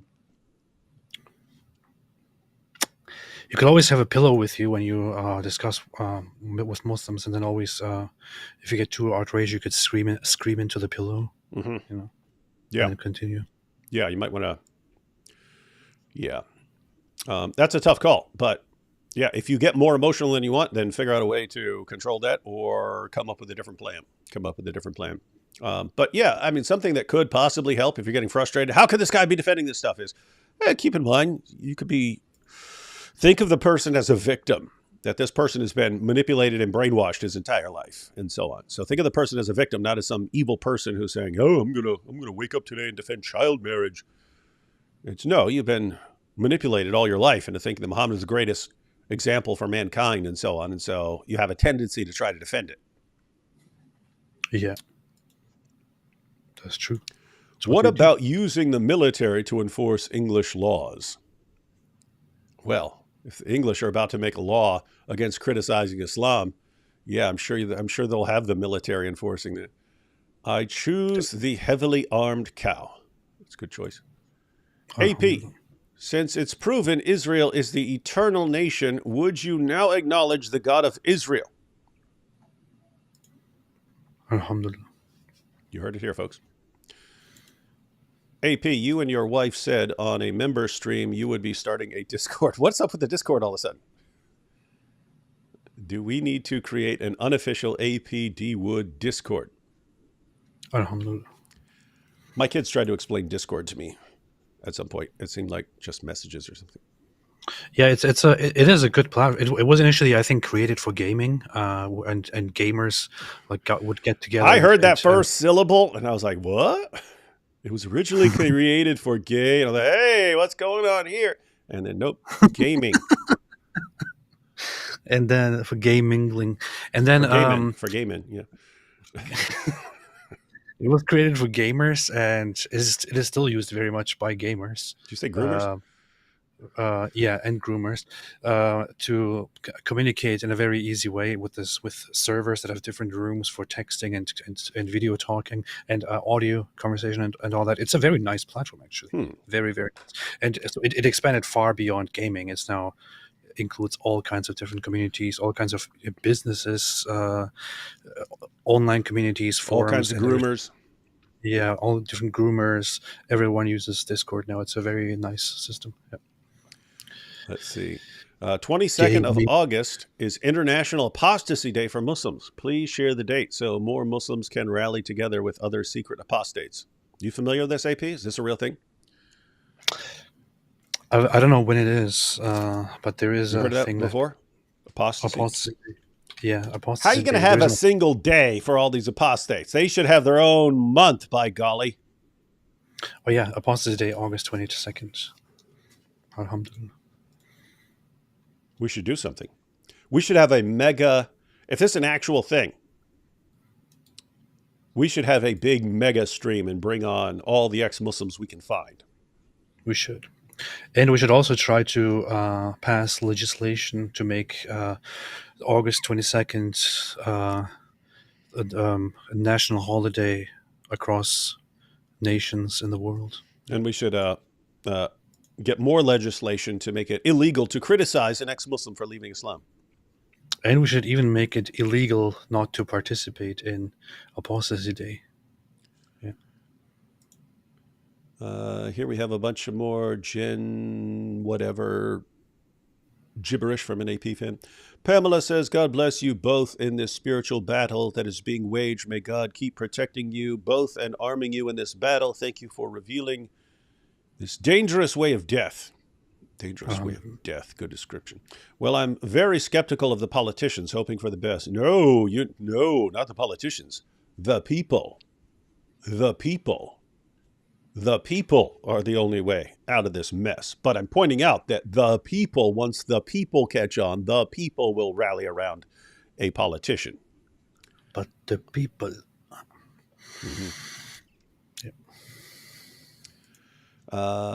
Any explicit source explaining how Muhammad was pranked or exposed by Medina Jews, leading to his Jew hatred? Video comparing before and after Medina will be interesting. It would be interesting to analyze. It would be funny to do. It would be an interesting thing. I don't know if ever anyone academically went into just analyzing that aspect of Muhammad's interactions with the Jews and how it started and how it ended. But that would be a very interesting thing to actually look at. I think it's just kind of hard to chronologically put the narrations and everything in order, but it was quite clear. And you could compile all the narrations according to which the Jews came to Muhammad and asked him questions and mocked him or whatever, or praised him or things like that, allegedly. Yeah, and you have these situations where are they pranking him there or not, and you kind of can't tell. But it would be good to sort of line all these things up and make calls, because guess what? We actually know they were into pranks. I mean, that's what got the first tribe kicked out, was they played a prank on a Muslim woman, and then Muhammad wanted to execute them all, and so on. So you have that they were actual pranksters, and it's suggested as a solution for all kinds of other mysteries in Islam. Like so, there's an issue. Why is Jesus called Isa in the Quran? Why is he called Isa? That's not the Arabic version of Yeshua. It's not. So why is he called Isa? Isa is the Arabic version of Esau. Completely different name. So why is he called Isa? Well, no one actually knows. There are various suggestions, but one of the suggestions is that Muhammad was more around Jews by far. And so he may have heard the Jews referring to Jesus as Esau as an insult, because that was an enemy of the Jewish people. And so it's a suggestion that Muhammad just heard some Jews who were telling him that the name of Jesus is Isa, and he didn't know any better. And so anyway, so there are lots of possibilities, because they clearly thought he was a joke, and they clearly liked messing with him. And so, yeah, we might have to do a little research project one day. They were the ultimate trolls, the Jewish trolls. Let's see. Good humor. They all have the same spirit of hate because they have the same father, Satan. I don't know who you're talking about, but that is a mean way to talk about them. Solitary Emmy says, Muslims are made to hate because of Islam. What's everyone talking trash about Muslims for? But the Groypers hate. Oh, this is a comparison of the Groypers. But the Groypers hate out of their free will. So Groypers might be worse in this regard. Alhamdulillah. There's actually a different terrible people. Yeah, they're horrible people. There is a different theory on the whole how Yeshua became Isa thing, and that is it has to do with. I'm not the person to explain this, but there's actually a video. I think it was by one of those channels that talks exclusively about religion as an interesting field, and it was explained in linguistic differences and misunderstandings, where although Hebrew and Arabic are related, with a little bit of distance, the sounds switch between the languages. Different similar sounds switch around in these different languages. So Yeshu becomes Isa, and when it should actually be the opposite. The glottal sound should not be at the beginning in Arabic. It should come later. However, they somehow reversed it. But there is a very interesting video to look at, which I would definitely check out. I just have to find the title of it. But I think it's like how Jesus became Isa or something. No, you can't just make stuff up like that. Yes, I can. Where is the safest place for ex-Muslims? Probably certain areas of Texas. There are just lots of areas where you don't have a lot of Muslims. Keep in mind, there are plenty of Muslims that an ex-Muslim would be totally safe around, but there's always this percentage. There's always some percentage that thinks, "Oh, I have to do something about this." And so, if you're in an area that doesn't have a lot of Muslims, there probably wouldn't be a lot of that. Alhamdulillah. Oh, the video is called "The Origin of the Quran's Name for Jesus" by Religion for Breakfast. I don't like everything that this channel does. It sounds but like it is a stupid channel if it's called Religion for Breakfast. Sounds like they're saying, we eat religion for breakfast. Probably a dumb atheist channel. But it is an interesting perspective to look at. Might not be totally accurate. And there's also the fact that Christian Arabs actually don't say Isa. They say to this day. It's like I think they refer to him as Yeshua in Arabic. Yeah, Alhamdulillah. More weird comments about rizzing up Ali Dawa from one of AP's fans. DC Isaac says, have you seen the new trend of people calling out Nick Fuentes on X as a commie psyop paid by the feds to divide the right? Very funny to watch. Is that the new theory? You seen that? I don't know. It makes sense because that's what they always do. The Groypers, they always accuse everyone of being a psyop planted by the Zionist Jews. And that may actually be the appropriate way to respond to people who think everything is a conspiracy, right? Everything's a conspiracy. Everything's a Jewish conspiracy. Matter of fact, that might be a funny conspiracy to flip back on them. Oh, you're being paid by Jews to cause division. So, you know what I mean? Yeah. Nick Fuentes is secretly being paid by Jews to spread anti-Semitism, specifically so that Jews could say, "Oh, we're the victims here. See, Why not? That makes sense. AP, did you read my email? I applied to be your personal live stream Arabic Muslim speech moaner. Alhamdu shawarma al falafel ibn tahini Jr. Alhamdulillah, that's There you beautiful. go. I'm going to check those out. I think I briefly saw a preview of such an email. But we did bring up last time that we should probably have somebody who does that Islamic moaning the whole time when we are live, when we're talking, like.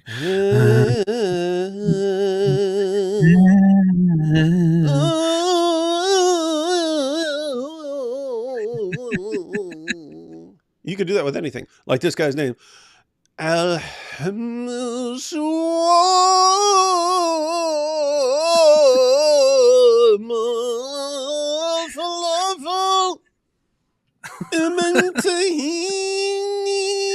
what I mean? Yes. And you got Westerners. Oh, it's so beautiful. Oh, I need to convert. Oh. I want to cry. Yeah. Muslim cowboy shahada. La ilaha pedophilia. Beautiful. Wow. No God. David Wood became a Sigma Heisenberg. What the heck? Quran shirt.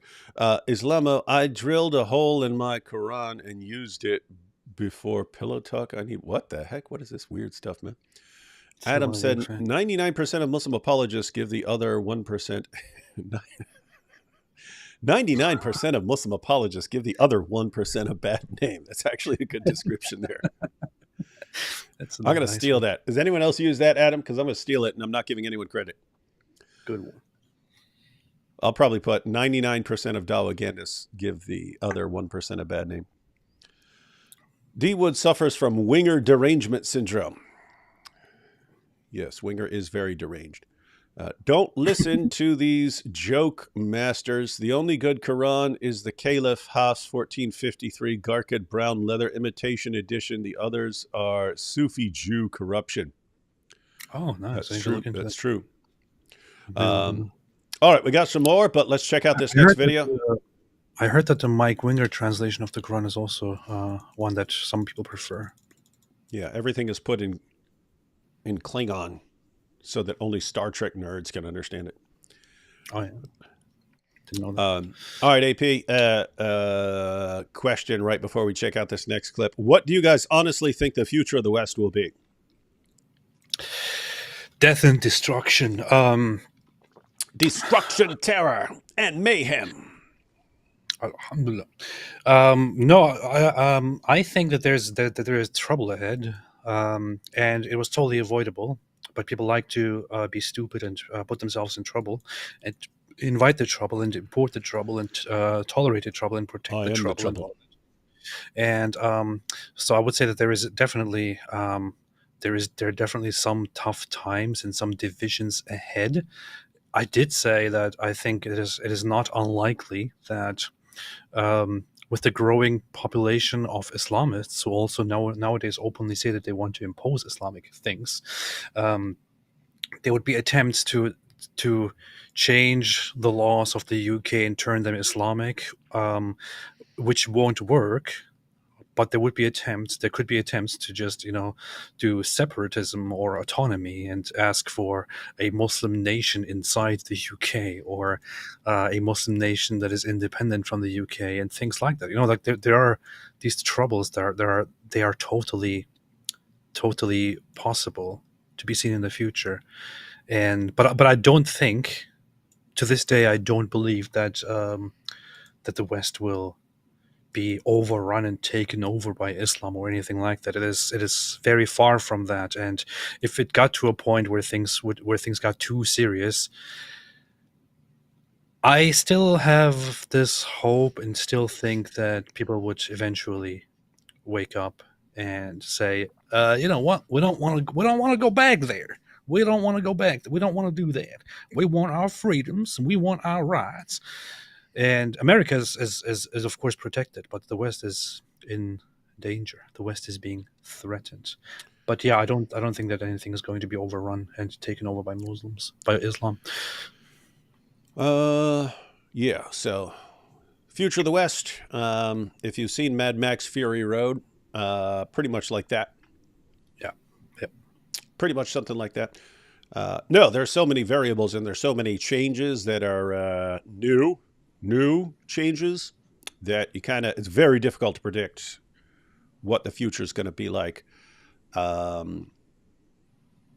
I think the jihadi types are going to keep pushing too many buttons until there's a massive backlash against them. I think the new atheism is going to crumble, and that atheism will go back to kind of what it was. We talked about this before, but go back to what it was like in the 80s and 90s before it became super aggressive.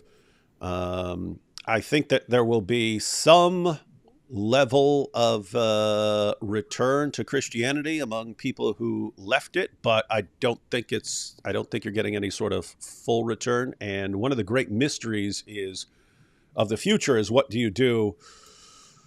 What do you do if you're kind of going in the Richard Dawkins direction, where I recognize that this was helping me somehow, but I don't believe it, and I can't just treat it as if it's true. I don't know how people are going to deal with that issue.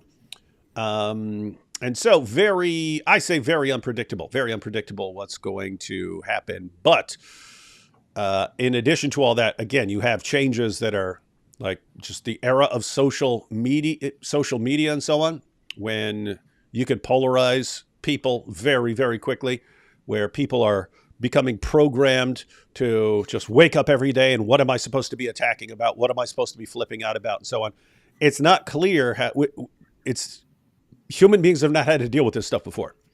And even if you fix some of the issues, you still have big, giant issues like that we kind of don't know because it's new. It's kind of new. We're kind of going through it right now. And so, going to be interesting. The overarching issue, ladies and gentlemen, is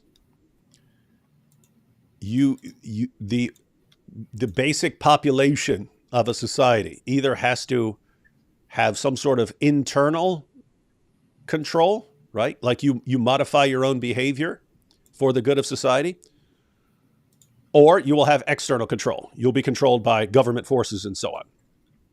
And so I can definitely predict that's going to happen. Like there's a return to sanity and good behavior and virtues and so on, in which case you could return to a functioning society. I'm not sure.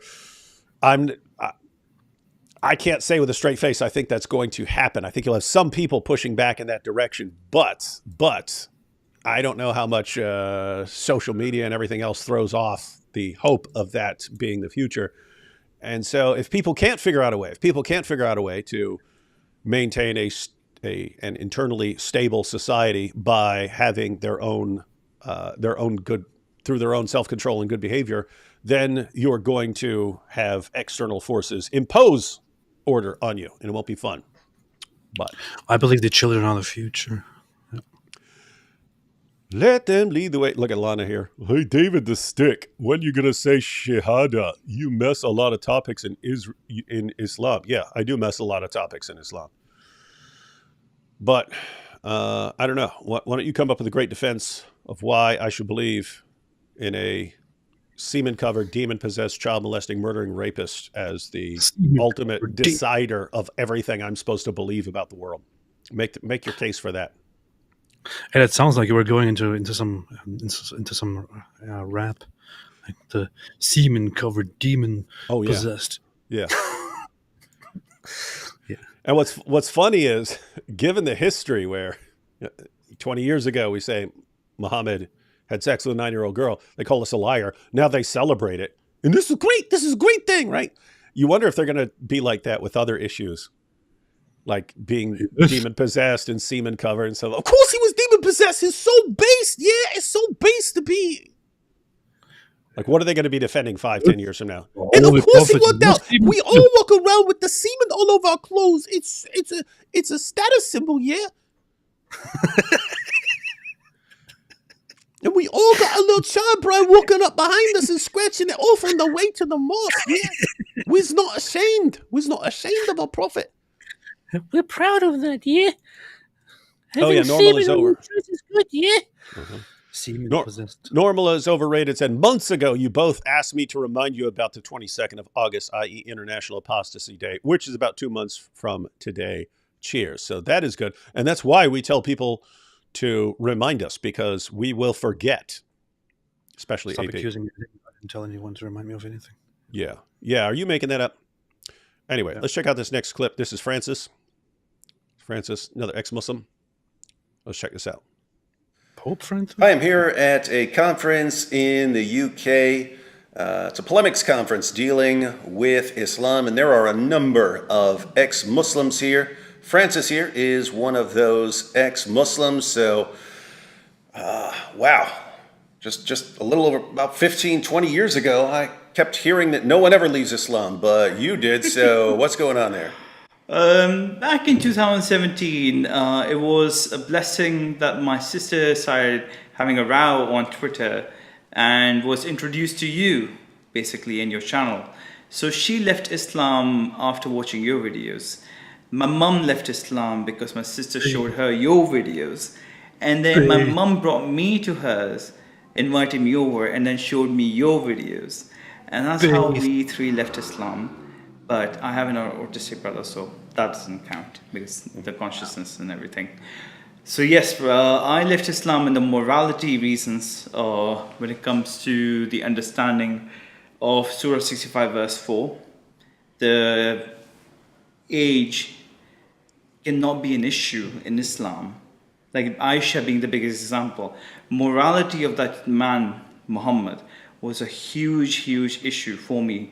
And because being a sexual abuse survivor myself, I cannot resonate or reason with anyone about how can pedophilia be okay, no matter who is it from, whether he's the most purest man of God or whatsoever.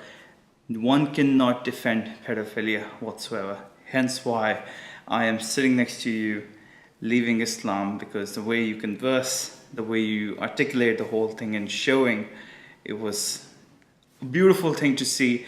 It was heart-wrenching at that time, but I am so glad that I'm out of it. And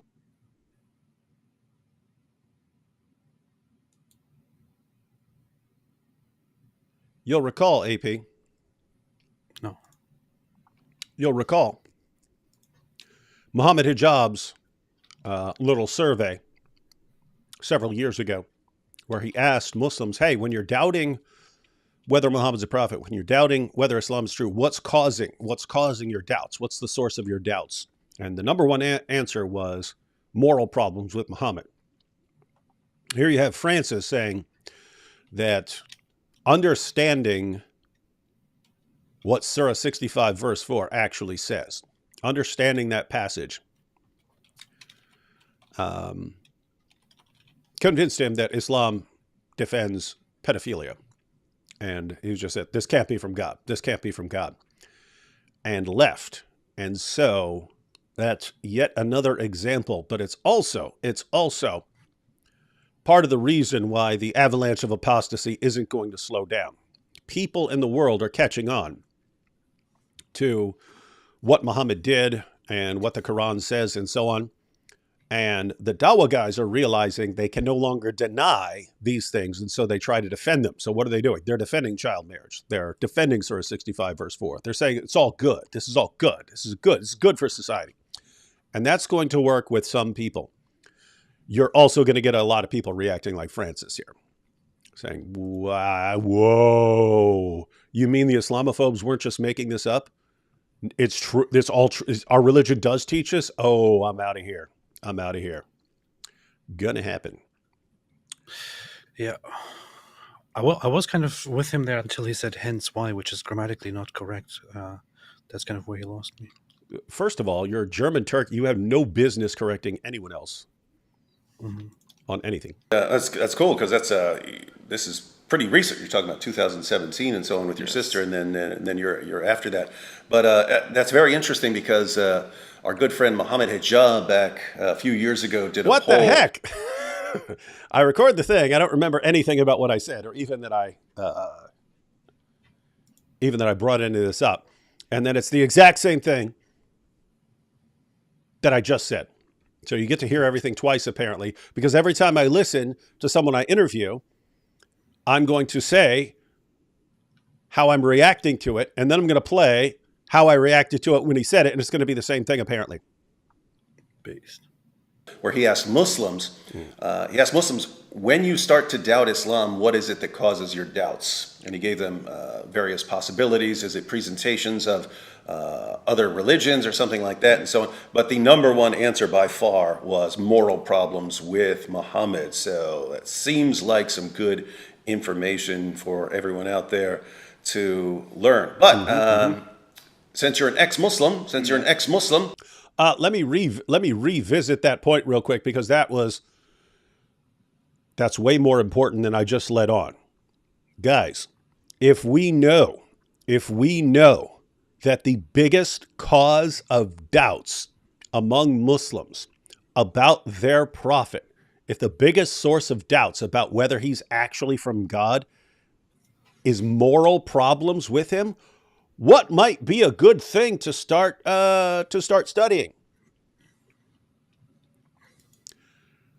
Hijab basically handed it to us. He handed us a roadmap. Hey guys, I did the survey, and I've concluded this is the best source on the planet causing doubts among Muslims about whether their religion is true. Here it is.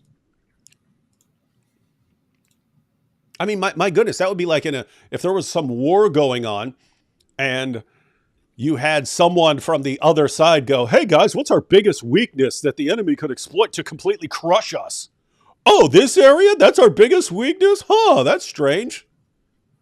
And then they just hand it over to you. That's what hijab just did. That's what hijab did. And the Muslims, the Ummah, told you their weak point.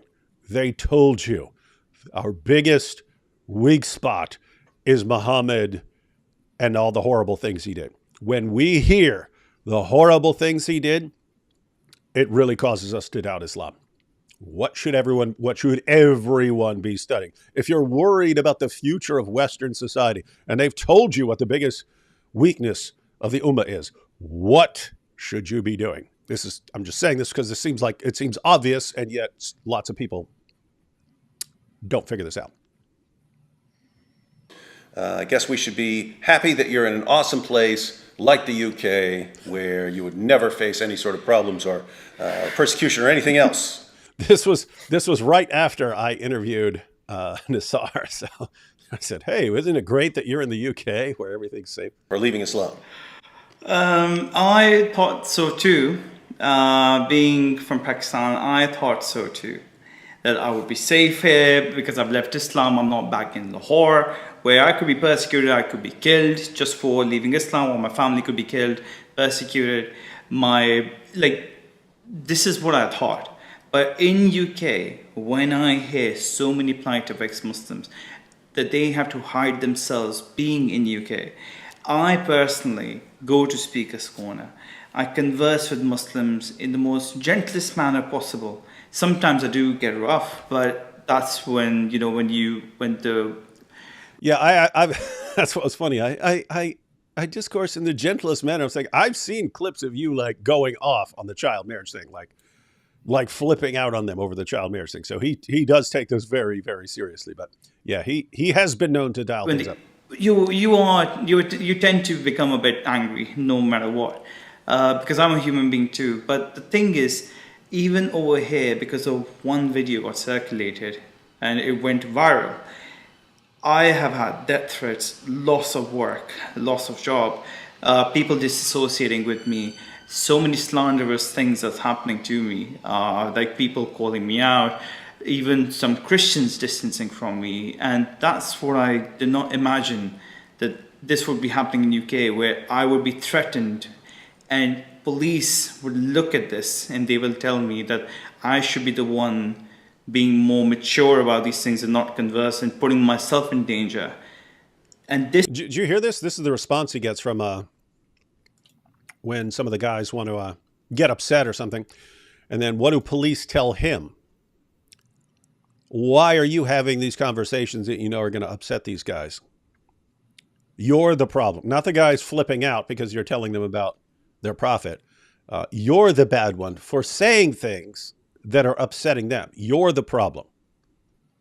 Isn't it amazing? I mean, this guy's actually under a death sentence. If the Dawa guys get their way, this guy is dead. And police, well, why don't you just shut up about all this Muhammad stuff? Why don't you stop bringing this stuff up? I don't know, because I don't want to die. Huh? Is that a good reason? No. Wild stuff. So blaming the victim. Blaming the victim, basically. I did not expect the police to turn around and say to me that you need to shut up for the sake of your own protection. I cannot speak like this because it offends Muslims.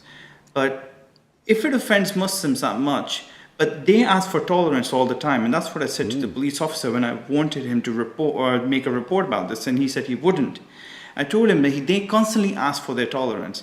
But here I am asking you that these intolerant people constantly ask for tolerance. You give them that tolerance, but here I am pleading to you that someone's literally made a death threat, told me that he will literally kill me, end me, and you are here sitting and saying you won't make a report because somehow I was the one who agitated him and I was the aggressor, because somehow me why do I even come here if I know that this would happen to me? And I'm just looking at his face when he's telling me all of this. After that, I went to multiple police officers. I spoke to them and they said the report should have been made at that time. What can we do now? Do you remember the face? Like, try making reports and reports, but none to no avail. The lawyers themselves are saying, the police is not reporting. What do you want us to do? And I am looking at all of this, being in this country, where your livelihood can be taken away if you say something. You can literally be vilified by so many different levels. I have to live in the most whitest area in order for my protection. I cannot assimilate with different cultures because my own security. There's places I can't go to right now. Upton Park, Ilford Lane, Whitechapel. There are places in London that I can't go because of this, because I'm out there as an ex-Muslim. There's no-go zones for me personally because it can be threatening for me. People have told me, a lot of people who work in official levels have privately told me to stay away from these areas. I had to literally change my name because back in Pakistan, my relatives can be persecuted if they get to know what my real name is. I've been told I cannot apply to jobs just randomly online, like Indeed or Right Jobs. I can't just apply randomly because if any Muslim gets to know my address, my whole job, my work experience and everything, it can be detrimental for me. And this is what I've been told, that I need to give CVs to people, apply jobs. Guys, think about all this because so this is not he's being executed or something like that, but it's, hey, we'll make sure that since you're an ex-Muslim, your entire life is screwed up constantly. Imagine Muslims were treated like that. Imagine what the narrative around it. Muslims can't even be safe anymore. How are they supposed to deal with all this bigotry and the racism, and can't even live their proper lives anymore? Can't even go out and pray outside in the streets, occupying traffic. This is terrible. We have to change ourselves. This reminds me of how I was just looking at my email history with the police. What he just said reminded me of what I was told here. They said to me, as stated in my previous email, I have reviewed the YouTube videos in question. It is quite apparent that you have got yourself in an open debate against YouTubers who are very passionate about their religion. It can be seen that you engage voluntarily in the public domain through social media with an element of freedom of speech. And some issues brought up by you have been said to cause an adverse reaction, which has happened. What I advise is that you simply block him and have no further interactions with people like that. And that's it. So I shouldn't have a debate with people that are public about these issues, because it is obvious that if I debate these issues and they find this things that I say too sensitive, they will threaten death, and I shouldn't do that. Yeah. Wonderful. Wonderful. Yeah, this is like extremely messed up, right? So you have this growing movement, and the Dawa leaders are all, yes, once we get more powerful, we're going to come kill all these guys. And then the guys who are to be on the receiving end of that, they're like, well, we need to say something now. We can't wait 20 years until we're just getting our heads chopped off, can we? Can we like respond to it now? And then what do police say? What? Why are you saying this stuff? You know it's going to rile these people up. It's amazing. It's like, wait, these guys want to have me publicly executed. And the only way it's not going to happen is if I take a stand right now, not 10 years from now, right now. I have to take a stand and expose the ideology. I have to expose it. So it's the only peaceful solution I have, so I'm going to do that. And then police, what are you doing? Look how you're upsetting people. This is your fault. Your fault for responding to the ideology that calls for your public beheading. Maybe we should wait until we're being beheaded. Yeah. What's the point? Is that what you're supposed to do? Yeah. It's pretty sick and evil. Pretty sick and evil. Sick. In hand, so I know that I'm not applying it in the wrong place, and it can be a safety hazard for me. These are the sort of things I have to do whilst living in UK. It would have been like I'm living back in Pakistan, Lahore. It literally feels the same thing. But in UK, the only thing is I've got a few, like, of the few good things are, obviously I can live in a secure area. There's no like police knocking on my door, or like this government knocking on my door and trying to threaten me and give me death sentence. There are few good things about it.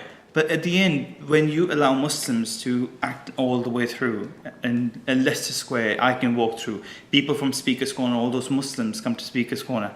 I can't take my partner to Leicester Square. My fiance and I have to walk away from that side. Was that? Sorry, but if you don't like it, just go somewhere else. If you don't like, obviously you are aware that the UK is a country with a high Muslim population and big Muslim influence. London is a place with large Muslim population. If you don't like it, if you're not happy there, just go somewhere else. That's what Mohammed Hijab. Yeah, that's what he told. That's what he said to people. Yeah. Interesting. That's what they do. That's what they do. Just for them to not see her. This is the sort of safety measures we have to take, precautions we have to constantly think about living in a society. We live in a society. This is the point, and I'm wondering what's going to happen next. Yeah, because things seem like they're getting worse in a lot of ways, and rather than better. It is amazing because Islam for 14 centuries has put a lot of emphasis on threatening people to keep people from leaving Islam. Yeah. So even if someone puts his foot down and leaves Islam, they want to make an example out of him for other Muslims. Say, here's what will happen to you if you leave Islam. You don't want to do that. And here, the same thing happening to ex-Muslims in the UK. Massive pressure, threats of violence, all to intimidate people into not leaving Islam. And doesn't sound like the government is doing anything to stop it. But thanks for joining me here, Francis. And there's a link to your channel in the description box. Thank you so much. God bless, guys. Keep me in your prayers and keep UK in your prayers. And thanks to Brother David Wood for all that he does, for all the ex-Muslims out there who do such a tremendous job, and all the brothers and sisters in America who go out there and show the truth about Islam. God bless you all. Thank you so much. He's talking about me. It was. He said, the apostate prophet. Yeah, so I didn't beforehand, but I did after the show. So you might need to refresh. But as he was talking there, I went ahead and added a link to his channel in the description box if you want to check out his... why does it break the link? That's weird. It's a weird thing that it will put the little code in there, then it switches it to a regular link, then it chops off. Why does it do that, AP? Wait, no.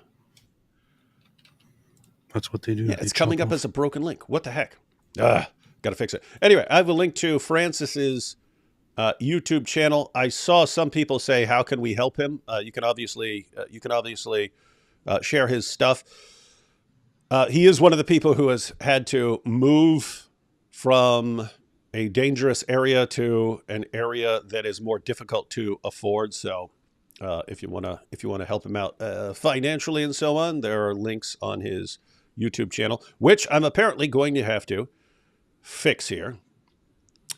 The issue is, if I just inserted the link correctly and YouTube screwed it up, why is it not going to do it again, AP? Explain that, please. Because of the trajectory.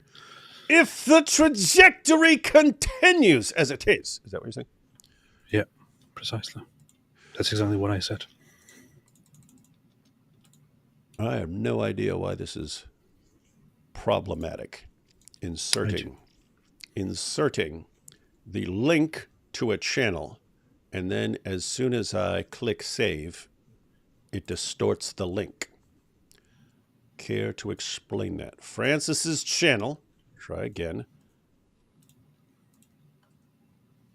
See if that works. All right. If not, I'll fix it again later.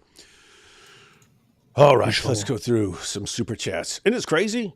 And again, yes, there are lots of people like that, but they're having very similar experiences. If there's a lot of Muslims around and they're ex-Muslims, they have problems, even in the UK. Isn't that interesting? Yes. And the government does not want to do a lot to help them because that might upset some people. Let's see. Shauna says, we also have more Christians here. Oh, I think this is a comment earlier about what's going to happen in the U.S. Shauna says, we also have more Christians here, which is a better off-ramp than atheism. Yeah, atheism sucks. Just pragmatically, yeah. Nothing pragmatic about atheism. It's the opposite.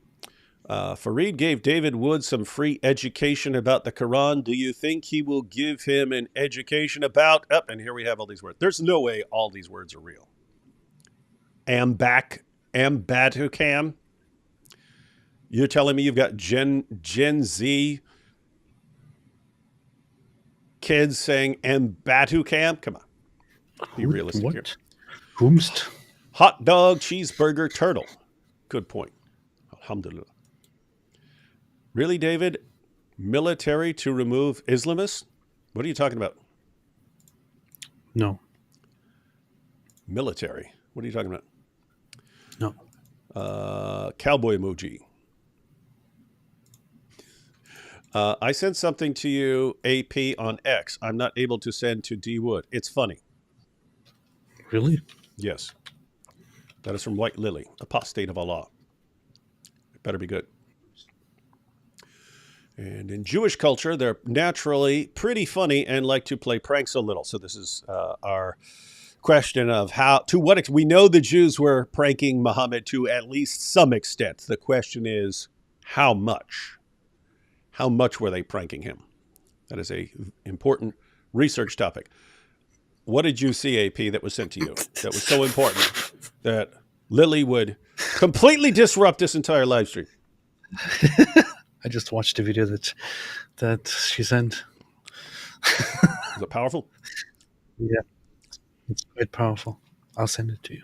All right, you heard it here, folks. There's some awesome stuff. Let's see. You got it, AP. Isa came from Esau in Aramaic. Alhamdulillah. AP didn't know. And just like that, when they wake up, their leather straps will cringe tight. What is this weird stuff from AP's fans? Their buttholes when they find out that Islam That Islam It says, is what Islam does. Alhamdulillah. Finally, we have some sanity right here. Isa, it was a pleasure to see you both. Shabbat Shalom. He's our favorite Jewish Sufi Muslim. Shabbat Shalom, bro. Prophet Muhammad says the Dawa boys are going through group therapy. Thanks for creating jobs. It's not going to last. Allahu Akbar. Nice voice, D Wood. Now you're an imam. Oh, yeah, that was my powerful recitation gibberish from earlier. I just wanted to tell you guys there are now T-shirts and coffee cups that actually say Sitzpinkler.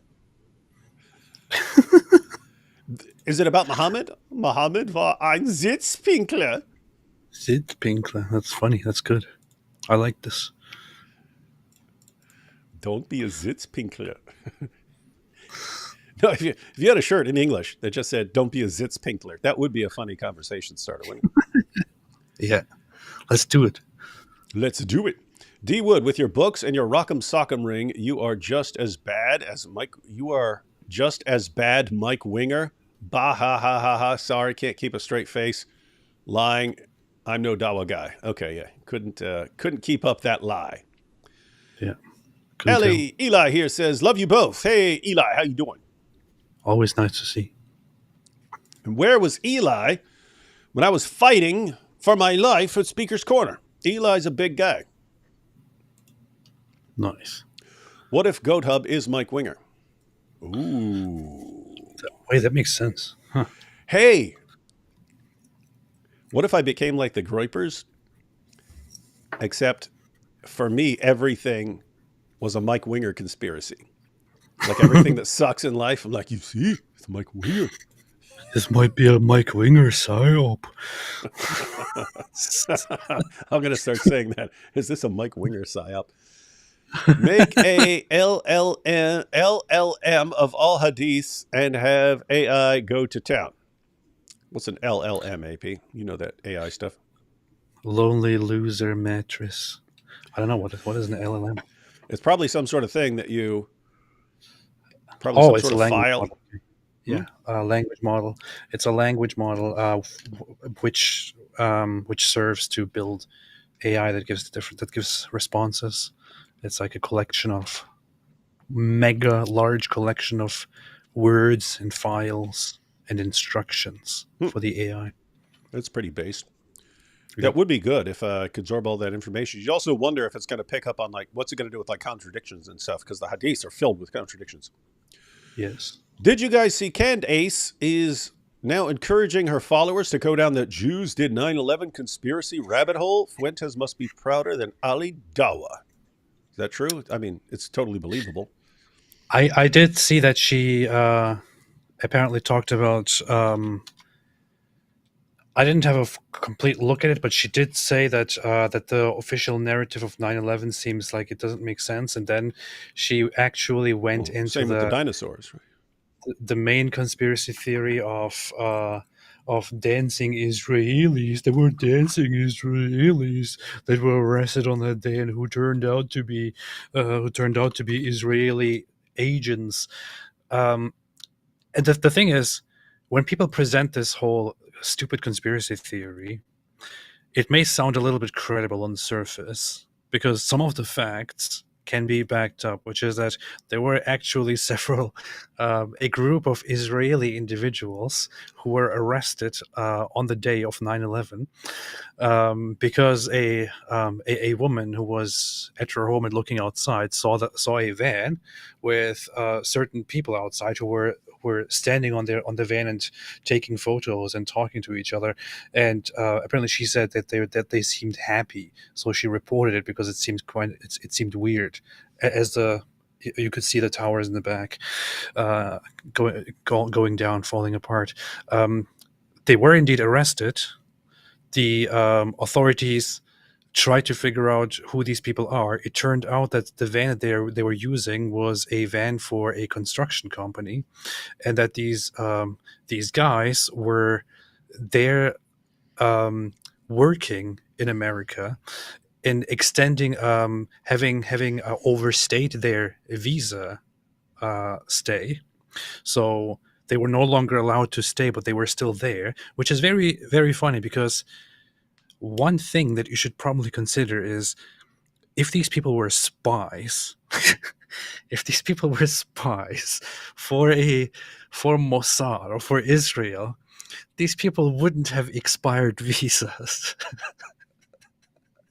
They wouldn't have expired visas and overstay their permit, overstay their visit, and be in some crappy, shady van doing work and having nothing else on them. They would have proper documents arranged by Israel, arranged in a good fashion with the US government. There would be no way to quickly see that these people are not supposed to be here because they have expired visas. If you have an expired visa, you're probably not a spy. Okay, you're probably just some random guy.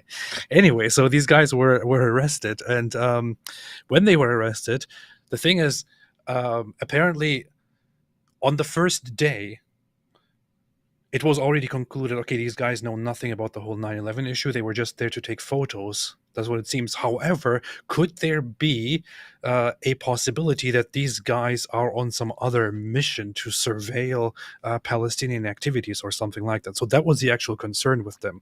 And they kept them for a while, and eventually concluded, okay, everything is baseless. There's nothing, there's no evidence to implicate any of these guys. So they deported them. These guys went back to Israel and actually went on national TV to talk about how crazy this experience was. So obviously they went on TV, you have their names, everything is out there, but some idiots today twist that narrative so much to argue that these guys were proven to be Israeli agents sent to carry out and oversee the 9/11 attacks. Are you serious, man? I mean, this is just so stupid. And the funny thing is, many other people were also arrested on 9/11. Many others were arrested after 9/11, all of different backgrounds, of different religious backgrounds, ethnic backgrounds. Most of them released because no connection was established. But the only people that are very much known in conspiracy theory circles are these Israelis. Wonder why. Yeah, I have sort of the same overarching issue there. When the conspiracy theorists, they see this Jewish mastermind plot behind everything, and then the evidence will always be something that no Jewish mastermind would have ever done, right? It's like, hey, oh, they're so brilliant. They've got this brilliant plan and this brilliant plot, and they carried it out perfectly to make it look like it was Muslim. And wait, they're standing there dancing around and doing stuff like idiots? Yeah, they were really dumb, and they had all these expired visas and stuff like that. They're basically the dumbest guys in the world, but yeah, they're the ones. They're the masterminds. They're the masterminds behind everything. Controlling the world with expired visas. Yeah. Mm-hmm. Powerful. Twista's new hit: semen-covered, demon-possessed pedophile Minu Muhammad. I don't know who Twista is, but yeah. I know I shouldn't cast pearls before swine, but sometimes I just can't help myself. That's It is true. fun. That's true. I'm your king. Bow down and kiss thine ring. What? JTV Forever says, hi, AP. This is going to sound totally random, but Google just played an ad for Magic the Gathering, Assassin's Creed, on your live, and I was wondering, do you play Magic the Gathering? Thank you for doing what you do. Probably has nothing to do with me. Probably has something to do with you. Wait, Magic the Gathering is a video game? I thought it was one of those card games. Oh, that's a card game. Magic the Gathering's a card game. Yeah, but Assassin's Creed's a video game, isn't it? Yes, it is. Yeah. I don't know how these things are. I'm not even up to date with that kind of stuff, right? Yeah, I don't know. So, David Wood videos, gateway drug to apostasy, you see? Yeah. Indeed. Turkey plays tomorrow, and the Dizzle loves football. Dizzle does love football, but Turkey's not involved. Why, except on the Thanksgiving games that they have every year. Then Turkey is involved. Why not recommend... Also was released as a digital game a few years back. Interesting. Okay. Didn't know. Why not recommend Robert Spencer's Critical Quran? It's easy to read and doesn't mince words. It's good. Oh, yeah, if you're talking about Qurans with commentaries. So the question was, yeah, everyone should have Robert Spencer's Critical Quran. You should get that.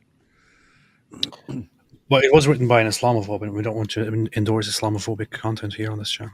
Yeah, how would that affect people? I mean, just imagine Fareed comes over here to our channel He will be to trolled. watch, and he sees us talking about the Critical Quran.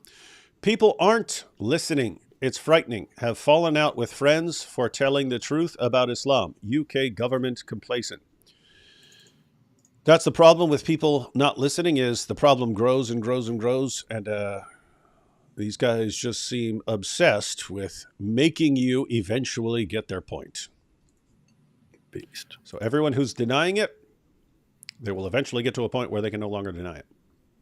Beast. AP, you sound like Abraham from His Only Son. Ha. Is that a movie? Oh, that was a movie. They made a movie about Abraham. Oh, yeah, there was a movie, right? Yeah, they says you sound like that. You sound like Abraham. I'll have to check it out. Cool. Did I'll watch it Abraham too. have a calm, soothing voice that sounds like a psychiatrist? It's on Amazon Prime. Okay, I'm going to watch it. Hi, Isaac. Thank you and welcome. Did you guys see what Daniel Pikachu was saying at Queen's College? Mostly a bunch of stupid anti-Semitism, but it's worth taking a look at. Ooh, it's on Visegrad. We might need to check that out. Yeah, I saw Visegrad posted it, and I shared it, just captioning it with "ooh, brother." But I have to check that out, see what's up there. We might want to review that because, I mean, you have the world's leading defender of child marriage and wife beating and all these things, and he's speaking at Queen's College. Yeah, that's interesting. That's good to know. A Nigerian man was lynched in Bauchi State over blasphemy a day before the guy in Pakistan, but not getting as much coverage. It is crazy how much people will... Like, Nigeria seems like the most ignored place in the world, considering what's going on by the media. Like, we don't hear 1/100th of all the messed up stuff that's going on in Pakistan, but we hear more about Pakistan than we will hear about Nigeria, even though there are more Christians being killed for being Christians in Nigeria than in the rest of the world combined. Well, Nigeria is African, on the other side of the Sahara, and nobody cares about that. So, Ayatollah says, I just found out Doors is a beautiful Muslima. Ooh, really? Ooh. No. How did you find that out? Ayatollah wants to get married. He's the Ayatollah. He's like, oh, beautiful Muslima. Ayatollah's like, oh, yes, he can be my 15th wife. Monkey Mike says, the conversation between Tommy Robinson and Nuria Khan at his show Silenced, released yesterday. They do touch on the subject of how it is for ex-Muslims in the UK. It's a long talk, but it was quite interesting. Oh, I saw that it was. What channel? Is that on a channel or what? There was a trailer to it. That's what I saw. I think it's on Rumble, where Tommy Robinson has his channel because he was banned from YouTube. Isn't that insane, by the way? Yeah. Like ALLthat actually talks about publicly executing millions of people. That's fine. That's totally fine. Tommy Robinson says, hey guys, we need to watch out for what these guys are plotting here. He gets banned.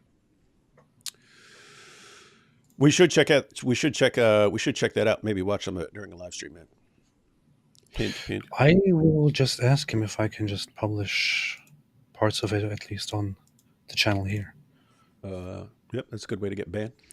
Are you familiar with Numani's woke army connecting CCP funding to campus jihadis? It is just the tip of the international subversive network iceberg. No, I don't follow that stuff. I'm not saying it's not important, but I'm just not familiar with it. So, no, I don't know what you're talking about. Will the English government use military to remove... Oh, why don't English government use military to remove Islamists? One, why would you need the military. If you wanted to remove the guys and it became a matter of law that you're going to remove these guys, police could just show up and take the guys to the airport and so on. The issue is it has to become the position of the people and the government that this is what we're going to do. We're going to get Islamists out of here, or something like that. That's the hurdle. Right now, the government can't get enough of these guys, and you have elections still going on in various places in Europe, and you have major political parties who can't get enough of Islam. They love it. Why are they going to kick the guys out? We can't kick out the Islamists because that would hurt our reputation with these other voters. Are you guys going to have the hippie Muslim Jewish guy in again? Of course. Of course. It's always good to have Isa in a discussion. There's a calming effect on AP. What if you train an AI on the hadith and it becomes a sentient AI moment? Dude, that could be the skit of like a movie. You plug all the hadiths into an AI and it becomes a sentient AI Muhammad. And then this computer wants to go around banging little girl computers or something like that. I don't know how it would work. I did at some point start playing with this there's this open AI, which is the company and the system behind ChatGPT. I tried to give instructions to it and make it a little bit Muhammad-like by giving it different examples. But of course, I never really had the time or the resources to sit down and do that in a thorough way. But if you want to get close to it, I think people who have more expertise with that could actually sit down and feed all the data and all the language to that system and create something Muhammad-like, at least in responding to whatever you say. It would be funny to see if somebody is interested in that and actually does that and tells us about the results or publishes it. I don't know. Yeah. So we support that effort. Anyone who wants to do that.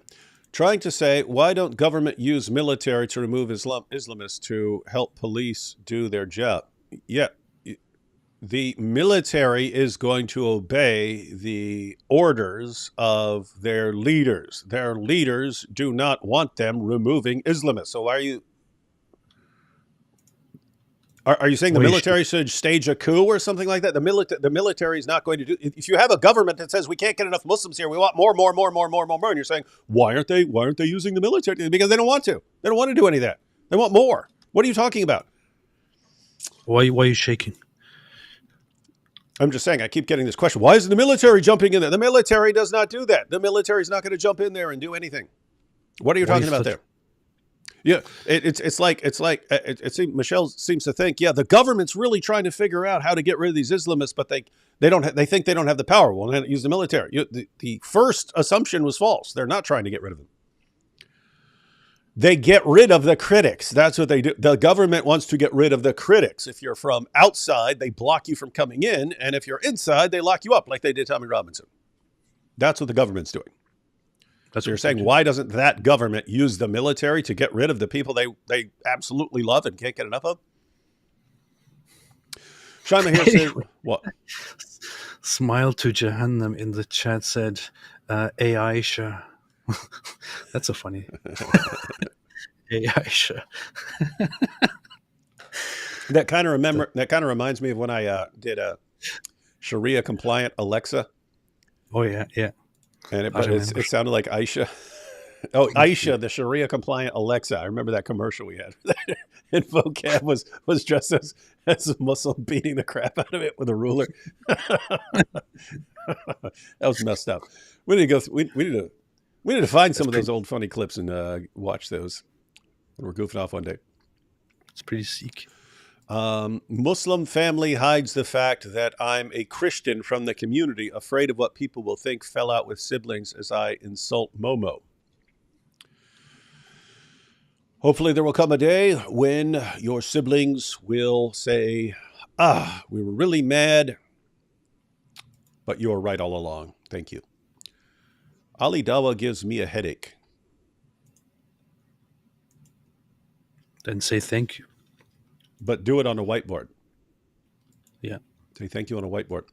Falafel Sandwich says, did you hear about the letter that Muhammad Hijab sent to Tommy Robinson?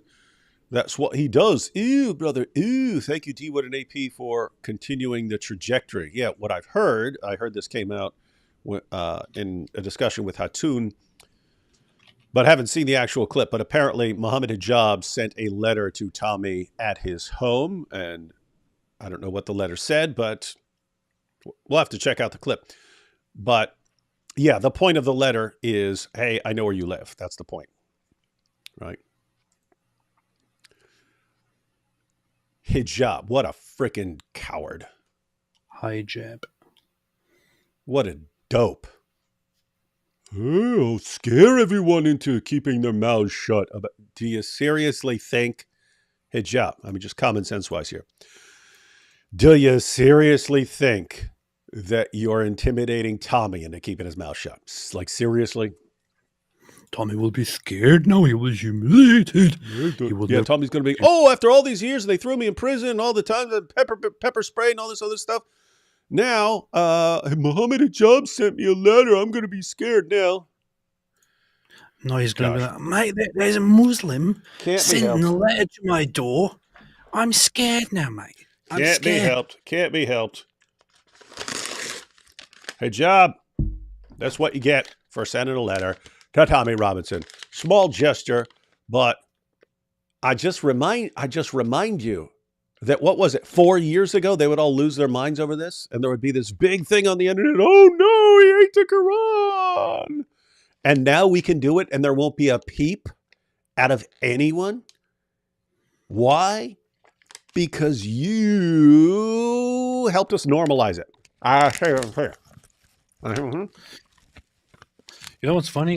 What? Tommy Robinson sent me a voice message like a few weeks ago or so, and he sent me a voice message, and I had to listen to it like several times to understand what he was saying. So, what's your point? That's the point. The accent is too strong.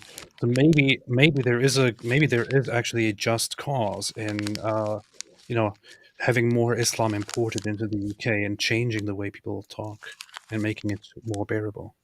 And I mean, they could always just watch more American movies and learn to speak properly. So Islam is not the solution for that, AP. Yeah, but it's one solution. Anyway, guys, I mean, seriously, on the note of serious progress, I just chewed up the Quran and spit it out. No one is going to care even slightly. 4 years ago, it caused a huge uproar. That's called progress, ladies and gentlemen. That's called progress. That's why progressives should be supporting us. See? Progressives should be supporting us because we make actual progress. Look at what Hijab did right there. See, he sends a letter thinking, oh, I'm really impressed them. I'm really impressed. And what do? We further normalize Quran desecration. Now I'll send you guys a message and threaten you. That'll help. Yeah. Freaking tactical geniuses we're dealing with. Something is happening to me, so now I have the Quran in my... What? Ew, brother, ew. Has Candace's pregnant grandfather been consulted about Jews doing 9/11? That would be the authority to go to. Freeze. I'm making goat sounds. I feel like a goat somewhere. Freeze, heathen. You can't defeat God. You'll only defeat yourself in the process. To the Bible mobile. These good points, Bible man. Peace. Fun fact, German police smuggle Middle Eastern migrants into Poland, drop them off in police cars. That true? Don't think so. If it's true, it would be very based. The GOAT Masab did another inspired interview. Did we miss it? Maybe. Who interviewed him? I don't know. Do you know any good, effective organizations that are helping out Nigerian brothers and sisters? Yeah, you do have some of the Christian ministries that help with various persecuted groups in the world. So, I mean, you could just look up Voice of the Martyrs or International Christian Concern and so on, and find out what's going on there. Sad, did not mean to upset you, but police seems afraid, thought they needed help. Oh, so the thought is police are scared of the Islamists, therefore why not send the government to do something? No, it's the entire government that is terrified. And it's not, oh, they're going to come kill it. They're just terrified of being called a name. And so you can't be on the wrong side of this, or someone will call you a name. So what do?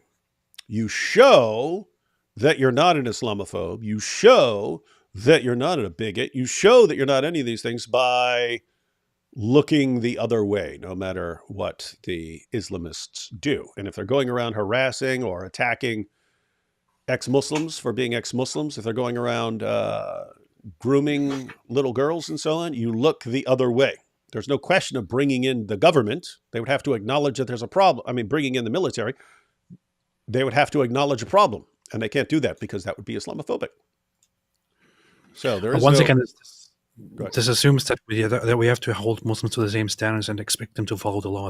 This is a mistake. You cannot expect them to follow the law.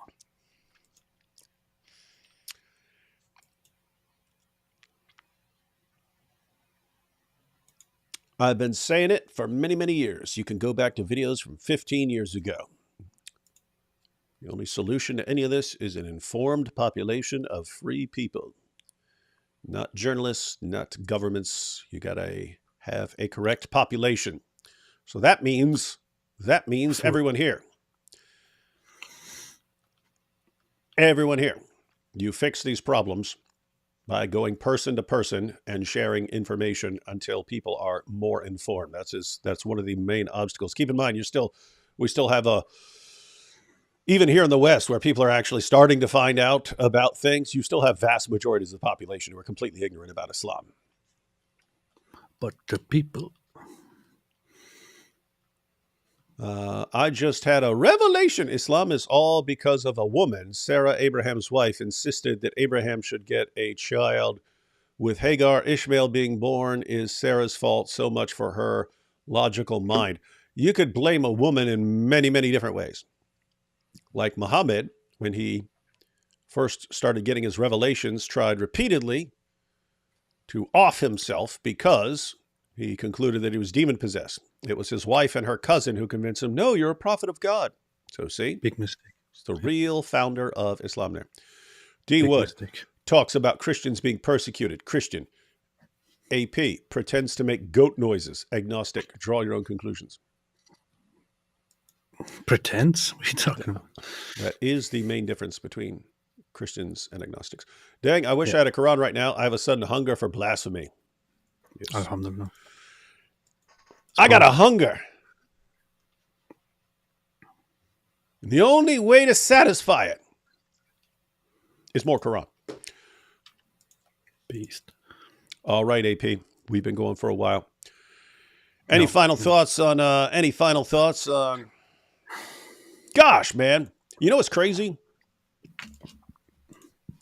Yes. Some of these clips from ex-Muslims and so on, and the stuff that's going on in the UK, I'm like, look, if the police aren't going to protect you there, hey, if you can get out of there, get the heck out of there.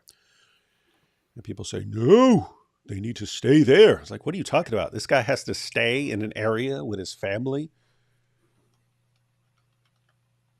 where they're going to be killed? Yeah.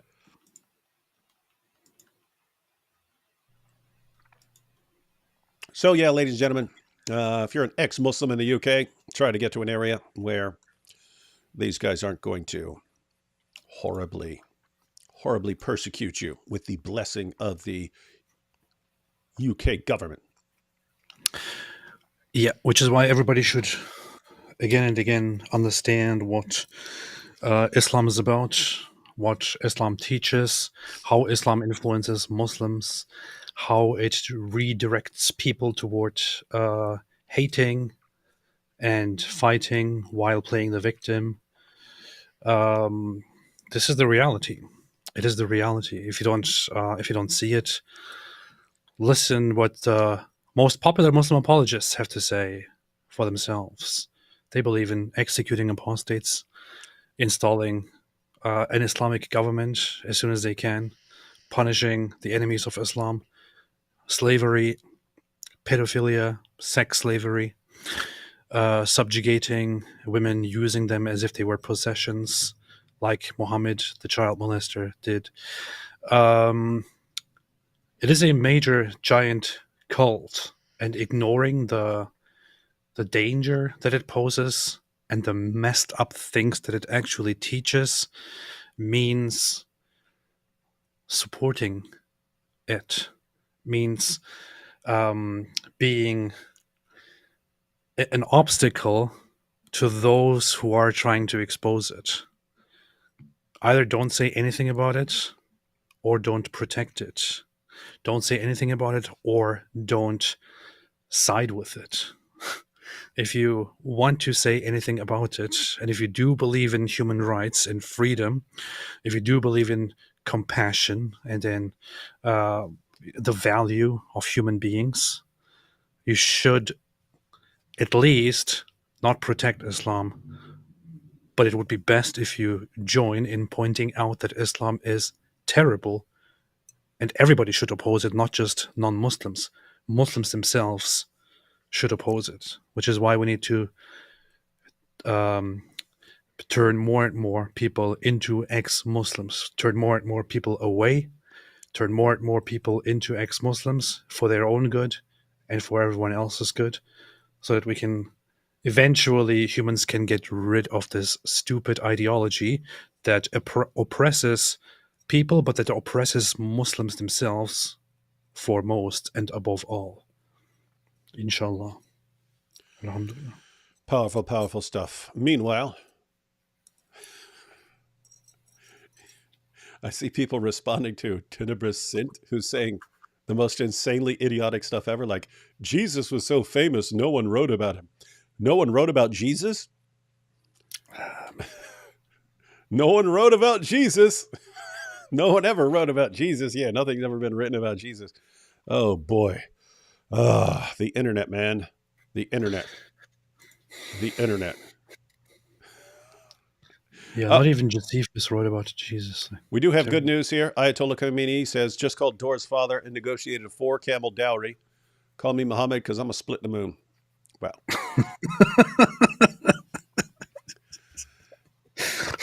Michelle That's G, responding to the earlier conversation, said, got it, just moving so slow.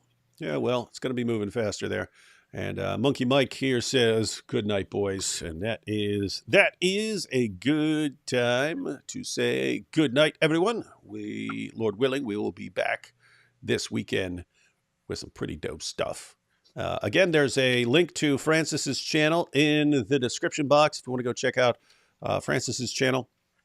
And if you want the famous Checkmate Jihadi shirt, you have probably a short time to actually get one.